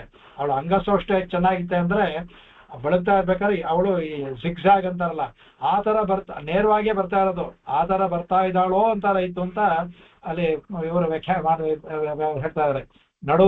ನಡ್ಕೊಂಡ್ ಬರುವಾಗ ಎಲ್ಲಿ ಹಾಗೆ ಹೀಗೆ ಬೆಳಗ್ತಾ ನಡ್ಕೊಂಡ್ ಬರ್ತಾ ಇದ್ದಾಳೋ ಅಂತಾರ ಇತ್ತು ಅಂದ್ಬಿಟ್ಟು ಅಂತ ಕಡೆಗೆ. ಆವಾಗ ಅವಳು ಇವಾಗ ಏನ್ ಮಾಡ್ತಾ ಕಡೆಗೆ, ಅವಾಗ ಇವಳು ಅನ್ಕೋತಾಳಂತ ಇದು ಸುಮಾರು ಶ್ಲೋಕದಲ್ಲೆಲ್ಲ ಮುಂದೆ ಹೇಳ್ಕೊಂಡು ಹೋಗೋಣ ಅದನ್ನ. ಇದರಲ್ಲಿ ಇವಳು ಹೇಳ್ತಂತೆ ಯಾರನ್ನ ಆಗೋದೊಂದು ಕಡೆ ಹೇಳ್ತಂತೆ, ನನಗೆ ಯೋಗ್ಯತೆ ಉಳ್ಳವರು ಅಂದ್ರೆ ನನಗೆ ಯೋಗ್ಯತೆ ಉಳ್ಳಂದ್ರೆ ನನಗೆ ಇದು ಸರಿಯಾಗಿರೋರು ಯಾರು ಅಂತ ಹೇಳುತ್ತೆ. ರಾಕ್ಷಸರು ಯಾರು ಇದಕ್ಕೆ ಸಾಧ್ಯವಿಲ್ಲ. ಅವರು ಕೋಪವುಳ್ಳವರು, ಅಹಂಕಾರಿಗಳು, ಮತ್ತೆ ಅವ್ರಿಗೆ ಆ ಕೋಪದಿಂದ ಅವರು ಇದಿರ್ತಾರಲ್ಲ, ಸರಿಯಿಂದ ಅವರು ನಾನು ಚೆನ್ನಾಗಿ ನೋಡ್ಕೊಳ್ಳೋದಿಲ್ಲ ಅವರು ಅಂತ ಹೇಳ್ತಾರಂತೆ. ದೇವತೆಗಳಿಗೂ ಅಹಂಕಾರ ಮಮಕಾರ ತುಂಬಿದೆ ಅವರಿಗೆ. ಎಲ್ಲೆಲ್ಲಿ ಕೋಪ ಅಹಂಕಾರ ಮಮಕಾರಗಳಿರುತ್ತೋ ಅಲ್ಲಿ ಸದ್ಗುಣಗಳು ನೆಲೆಸೋದಿಲ್ಲ. ತಾಯಿ ಹೇಳೋ ಒಂದು ಮಾತು, ಅದರಿಂದ ದೇವತೆಗಳು ಬೇಡ ನನಗೆ. ಋಷಿಗಳು ಅವರು ಋಷಿಗಳಲ್ಲಿ ತುಂಬಾ ತುಂಬ ಹೇಳ್ತಾರಲ್ಲ, ಋಷಿಗಳು ಇಂದ್ರಿಯವನ್ನೇ ಜಯಿಸಿದವರು, ಹಾಗಾಗಿ ಇಂದ್ರಿಯದಲ್ಲಿ ಆಸೆ ಇಲ್ಲ ಅಂತವ್ರ ಮದುವೆ ಆಗಿ ನನಗೆ ಏನಾಗ್ತಾರೆ ಅಂತ ಋಷಿಗಳು ಬೇಡ ಅಂತ ಹೇಳ್ತಾರಂತೆ. ಕಡೆಗೆ ನೋಡ್ತಾರಂತೆ, ಏನು ಮಾತಾಡದೆ ಅಲ್ಲೋ ನಿಂತಿದ್ದಾನೆ ಅವನು ಭಗವಂತ, ಏನು ಮಾತಾಡ್ತಾ ನಿಂತಿದ್ದಾನೆ. ಅವನ ಮುಖದಲ್ಲಿ ನೋಡಿದ್ರೆ ಏನಪ್ಪಾ ಇವನಿಗೆ ಮದುವೆಗೆ ಆಸೆಯೋ ಇಲ್ವೋ ಏನೋ ಗೊತ್ತಾಗೋದಿಲ್ಲ.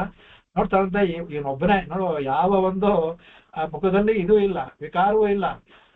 ನನ್ನಂತ ಅಂದ್ರೆ ಇಷ್ಟು ಸುಂದರಿಯಾದ ಸ್ತ್ರೀಯನ್ನು ನೋಡಿ ಕಣ್ಣಲ್ಲಾದ್ರೂ ಆಸೆ ಇರಬೇಕು, ಅದು ತೋರಿಸ್ತಾ ಇಲ್ಲ ಇವನಂತ ಮನುಷ್ಯ ಇವನು. ಇದು ಆದ್ರೆ ಹೇಳ್ತಾರಂತ, ಇದು ನನಗೆ ಇವನೇ ಸರಿ ಅಂದ್ರೆ ಇಷ್ಟು ನಿರ್ಲಿಪ್ತನಾಗಿರುವ ಭಗವಂತ ಯಾವ ಸಮಯದಲ್ಲೂ ನಿರ್ಲಿಪ್ತನಾಗಿದ್ದಾನೆ ಅಂದ್ರೆ ನನಗೆ ಸರಿಯಾದ ಗಂಡ ಇವನೇ ಅಂತ ಸೀದಾ ಹೋಗಿ ಭಗವಂತನ ಕೊರಳಲ್ಲಿ ವೈಜಯಂತಿ ಮಾಲೆಯನ್ನು ಹಾಕಿದ್ಲು.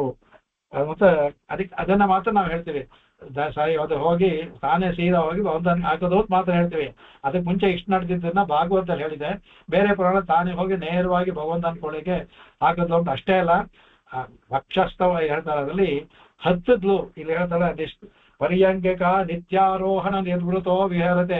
ಆ ನಿತ್ಯಾರೋಹಣ ಅಲ್ಲಿ ತಾಯಿ ಆದವಳು ನಿತ್ಯ ಹೋಗಿ ಅವನ ವಕ್ಷಸ್ಥಳದಲ್ಲಿ ಭಗವಂತ ತೋರಿಸ್ತಾರಂತೆ. ಬಾ ಅನ್ಬಿಟ್ಟು ಹಾಗಾದ ತಕ್ಷಣ ತನ್ನ ವಕ್ಷಸ್ಥಳದಲ್ಲಿ ಜಾಗ ಇದೆ ಅನ್ಬಿಟ್ಟು ಅದರಿಂದ ಆರೋಹಣ ಅಲ್ಲಿ ಹೋಗಿ ಭಗವಂತನ ವಕ್ಷಸ್ಥಳದಲ್ಲಿ ಆರೋಹಣ ಮಾಡಿದ್ಲು.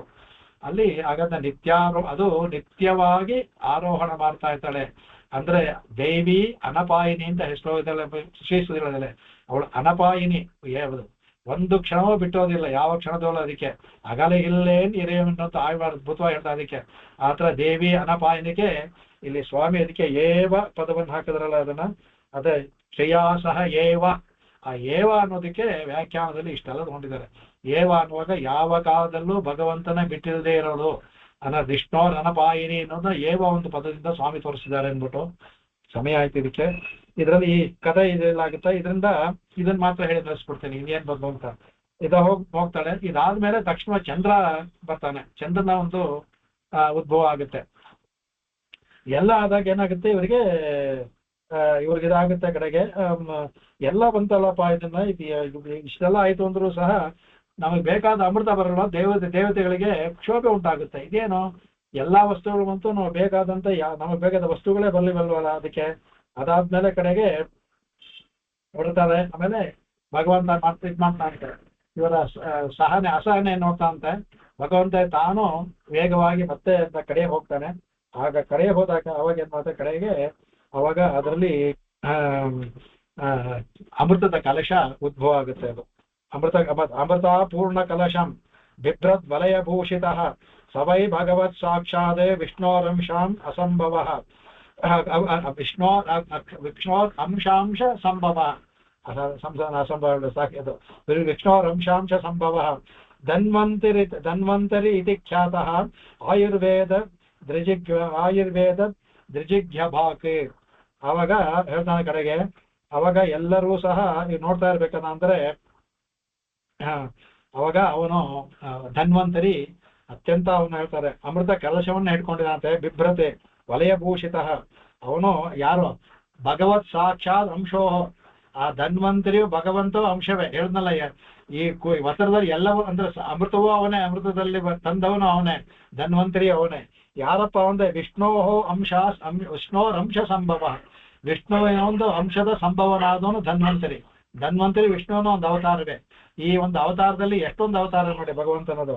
ಅವನು ಏನ್ ಮಾಡ್ತಾನಂತೆ, ಧನ್ವಂತರಿ ಇತಿ ಖ್ಯಾತಃ, ಅವನಿಗೆ ಧನ್ವಂತರಿ ಅಂತ ಆಯ್ತು. ಯಾರೋ ಅವನು ಅಂದ್ರೆ ಆಯುರ್ವೇದ ಲೋಕಕ್ಕೆ ಆಯುರ್ವೇದವನ್ನ ಕೊಟ್ಟವನು. ಆಯುರ್ವೇದ ಅನ್ನೋದು 5ನೇ ವೇದ ಅಂತ ಹೇಳ್ತಾರೆ. ಉಪವೇದಗಳಲ್ಲಿ 4 ಉಪವೇದಗಳಲ್ಲಿ ಆಯುರ್ವೇದ ಬರುತ್ತೆ. ಗಂಧರ್ವ ವೇದ, ಆಯುರ್ವೇದ, ಆಮೇಲೆ ಇದೆಲ್ಲ ಧನುರ್ವೇದ, ಅವೆಲ್ಲ ಉಪವೇದಗಳಲ್ಲಿ ಬರುತ್ತೆ. ಅದರಲ್ಲಿ ಆಯುರ್ವೇದವು ಅದನ್ನ ಲೋಕಕ್ಕೆ ಕೊಟ್ಟವನು. ಅವನು ಬಂದ ಅಂದ್ಬಿಟ್ಟು ಒಂದು ಕಡೆಗೆ ಅದು ಬಂದಾಗ ಏನಾಗುತ್ತೆ, ಅದು ದೇವತೆಗಳು ಅವ್ರಿಗೂ ಕಚ್ಚಾಟ ಶುರುವಾಗುತ್ತೆ. ಈ ಕಚ್ಚಾಟ ಶುರುವಾಗುವಾಗ ಅದನ್ನು ಮೋಹಿನಿ ಅದನ್ನು ಮುಗಿಸ್ತಾನೆ. ಅದನ್ನು ಹೇಳಿ ಈ ಶ್ಲೋಕವನ್ನು ಮುಂದಿನ ಇದರಲ್ಲಿ ಮುಗಿಸೋಣ. ಸ್ವಲ್ಪ ಸಮಯ ಆಯ್ತು ನಮಗೆ. ಕವಿತಾರ್ಕಿಕ ಸಿಂಹಾಯ ಕಲ್ಯಾಣ ಗುಣಶಾಲಿನೇ ಶ್ರೀಮತೆ ವೆಂಕಟೇಶಾಯ ವೇದಾಂತ ಗುರವೇ ನಮಃ. ಅನ್ನಂದ್ರೆ ಸ್ವಾಮಿ ಇದರಲ್ಲಿ ಇಷ್ಟು ಮುಂದೆ ಇವರ ತಾಯಿಯ ಕಲ್ಯಾಣ, ಅವರಿಗೆ ಆವತ್ತಿನ ನಿತ್ಯಾರೋಹಣವನ್ನು ಮಾಡಿಸ್ಬಿಟ್ರು. ಅಂದ್ರೆ ಅವರಿಗೆ ಆತರ ಕಂಡಿದೆ ಭಗವಂತ. ಮದುವೆಯಾಗಿ ನೂತನ ವಧುವರರು ಹೇಗೆ ತಮ್ಮ ಶಯ್ಯಾಗರಿಗೆ ಹೋಗ್ತಾರೋ ಹಾಗೆ ಭಗವಂತನ ಅವಂದೇ ಮಾವನ ಮನೆ, ಅಲ್ಲಿ ಉಂಟಾದಂತ ಸಮುದ್ರದ ಅಲೆಗಳಿಂದ ಉಂಟಾದ ಮಂಚದಿಂದ ನೊರೆಯಿಂದ ಉಂಟಾದಂತ ಅದರ ಹಾಸಿಗೆ ಮೇಲೆ ಆದಿಶೇಷ ಇದ್ದೇ ಇರ್ತಾನೆ.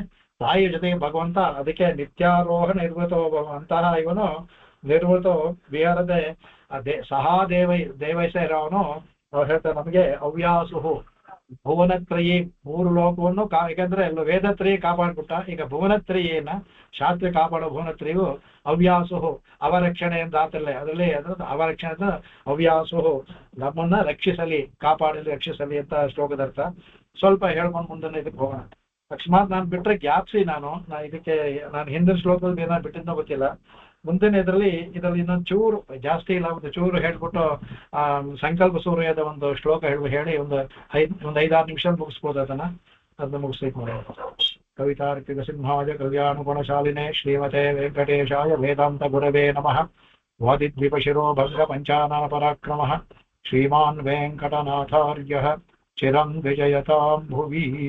ಆಕಾಶಾತ್ ಪತಿತಂತೋಯಂ ಯಥಾ ಗಚ್ಚತಿ ಸಾಗರಂ ಸರ್ವದೇವ ನಮಸ್ಕಾರಃ. ಕೇಶವಂ ಪ್ರತಿ ಗಚ್ಚತಿ, ಕೇಶವಂ ಪ್ರತಿ ಗಚ್ಚತಿ, ಕೇಶವಂ ಪ್ರತಿ ಗಚ್ಚತಿ. ಓಂ ಶಾಂತಿ ಶಾಂತಿ ಶಾಂತಿ. कायेन वाचा मनसेन्द्रियैर्वा बुद्ध्यात्मना वा प्रकृते स्वभावात् करोमि यद्यत् सकलं परस्मै ನಾರಾಯಣಾಯೇತು ಸಮರ್ಪಯಾಮಿ. ನಾರಾಯಣ ನಾಳೆ ಎಲ್ಲ ಅಲ್ಲಿ ಯತಿರಾಜ್ ಮಠದಲ್ಲಿ ನೋಡೋಣ. ಬೆಳಿಗ್ಗೆ ನಿಮಗೆಲ್ಲ ಇದು ಹಾಕಿದ್ದಾಳೆ ಅನ್ಸುತ್ತೆ. ಎಲ್ಲರೂ ಬೇಗನೆ ಬಂದು ಆದಷ್ಟು ಬೇಗ ಮುಗಿಸಿ ಅವ್ರು 11:30ಗೆ ಯತಿಗಳು ಬರ್ತಾರಂತೆ.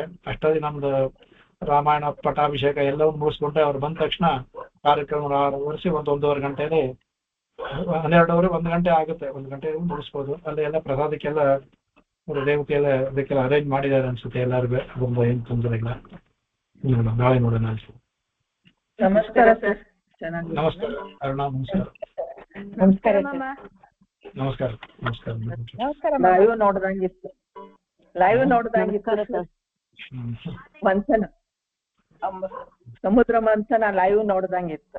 ಅದೇ ಅದು ಯಾಕೆ ಹೇಳಿದೆ ಅಂದ್ರೆ ಒಂದಷ್ಟು ಪದದಲ್ಲಿ ಎಷ್ಟೊಂದು ಎಲ್ಲೂ ಹೇಳ್ಬಿಟ್ರೆ ಅವ್ರು ಅಷ್ಟು ಆಗ್ಬೇಕಾದ್ರೆ ಇಷ್ಟೆಲ್ಲ ಆದ್ಮೇಲೆ ಆಗೋದು. ಅದಕ್ಕೆ ಹಾಗೆ ಅದು ಓದುವಾಗ ಸ್ವಾಮಿಯ ಒಂದು ಅವರಂತರ ವಿಸ್ತಾರವಾಗಿ ಹೇಳಕ್ಕೂ ಯಾರಿಗೂ ಸಾಧ್ಯವಿಲ್ಲ, ಅವ್ರ ತರ ಚಿಕ್ಕದಾಗಿ ಹೇಳಕ್ಕೂ ಯಾರಿಗೂ ಸಾಧ್ಯವಿಲ್ಲ. ವಿಸ್ತಾರವಾಗಿ ಹೇಳೋದು ಅದು ಯಾರಿಗೂ ಸಾಧ್ಯವಿಲ್ಲ. ಅತ್ಯಂತ ಚಿಕ್ಕದಾಗಿ ಎಲ್ಲವನ್ನು ಹೇಳೋಕ್ಕೂ ಯಾರಿಗೂ ಸಾಧ್ಯವಿಲ್ಲ. ಅದಕ್ಕೆ ಅದೆಲ್ಲ ಮಾಡುವಾಗ ಇದೆಲ್ಲ ನೋಡುವಾಗ ಅನುಭವಿಸ್ಬೋದು. ಅದಕ್ಕೋಸ್ಕರ ಇದೆಲ್ಲ ಒಂದು ನಮಗೆ ಮಂಥನದ ಕಥೆ ಹೇಳೋದಂಗೂ ಆಯ್ತು. ಆ ಒಂದೇ ಒಂದು ಸಮಸ್ತ ಪದದಲ್ಲಿ ಒಂದು ಸ್ವಾಮಿ ಎಲ್ಲವನ್ನು ಅಡಗಿಸಿದ್ದಾರೆ ಅನ್ನೋತಾ ತಿಳ್ಕೊಳ್ಳೋದಕ್ಕೂ ಆಯ್ತು. ಅದನ್ನ ಕಡೆಗೆ ನಮಸ್ಕಾರ. ನಮಸ್ಕಾರ. Thank you. ನಮಸ್ಕಾರ ಸರ್.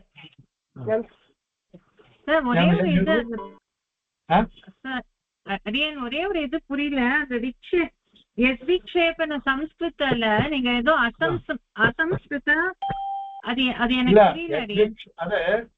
ಅದೇನಾಚೆನ ಬಿಕಾಸ್ ದೇವತೆಗಳೆಲ್ಲ ಅವರಿಂದ ಒಂದು ಅಲೆಗಳು ಉಂಟಾಯ್ತಲ್ಲ, ಶೋಭೆ.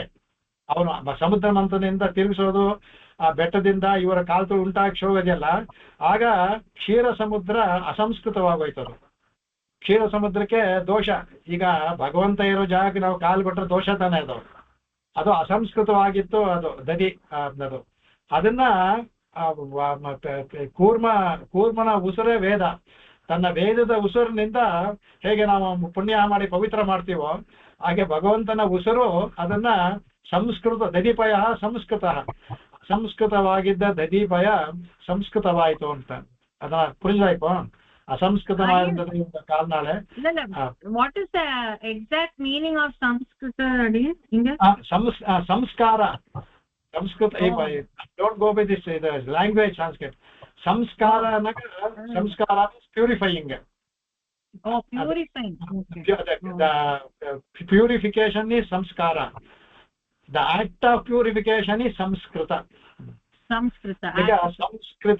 ಸಂಸ್ಕ್ರಿಯತೆ ದ ಲ್ಯಾಂಗ್ವೇಜ್ ಸಂಸ್ಕೃತ ಇದು ಸಂಸ್ಕ್ರಿಯತೆ ಇದು ಸಂಸ್ಕೃತ. It purifies us. ಸಂಸ್ಕ್ರಿಯತೆ ಅಂದ್ರೆ ಪ್ಯೂರಿಫಿಕೇಶನ್ ಇಸ್ ಮೆನಿ ಇದೆ. Once our intellect, it purifies our intellect, gives intellect, and that language gives another samskriyate iti samskritah. Samskriyate, it purifies. And English you can put only that pavitrikata anta heltala. ಪೋತ್ರಿ ಪವಿತ್ರೀಕೃತ ಮುಂದನೆ ಇದರಲ್ಲಿ ಪವಿತ್ರೀಕೃತ ಮುಂದನೆ ಇದು ಹೇಳ್ತಾರೆ. ಪವಿತ್ರವಾಯಿತು ಅಂತ. ಸಂಸ್ಕೃತ ಪವಿತ್ರೀಕೃತ ಒಂದೇ ಸಮಾನ ಪದಾರ್ಥಗಳು. இந்த இதுக்கு பத அர்த்தத்துக்கு அது அசைக்க பெற்றன்னு கொடுத்துருக்கு. அதனால ஐ காட் கன்ஃபியூஸ். நீங்க அது எனக்கு புரியல. அந்த பதார்த்தத்துல இந்த சம்ஸ்கிருதக்கு அசைக்க பெற்றன்னு கொடுத்துருக்கு. அதனால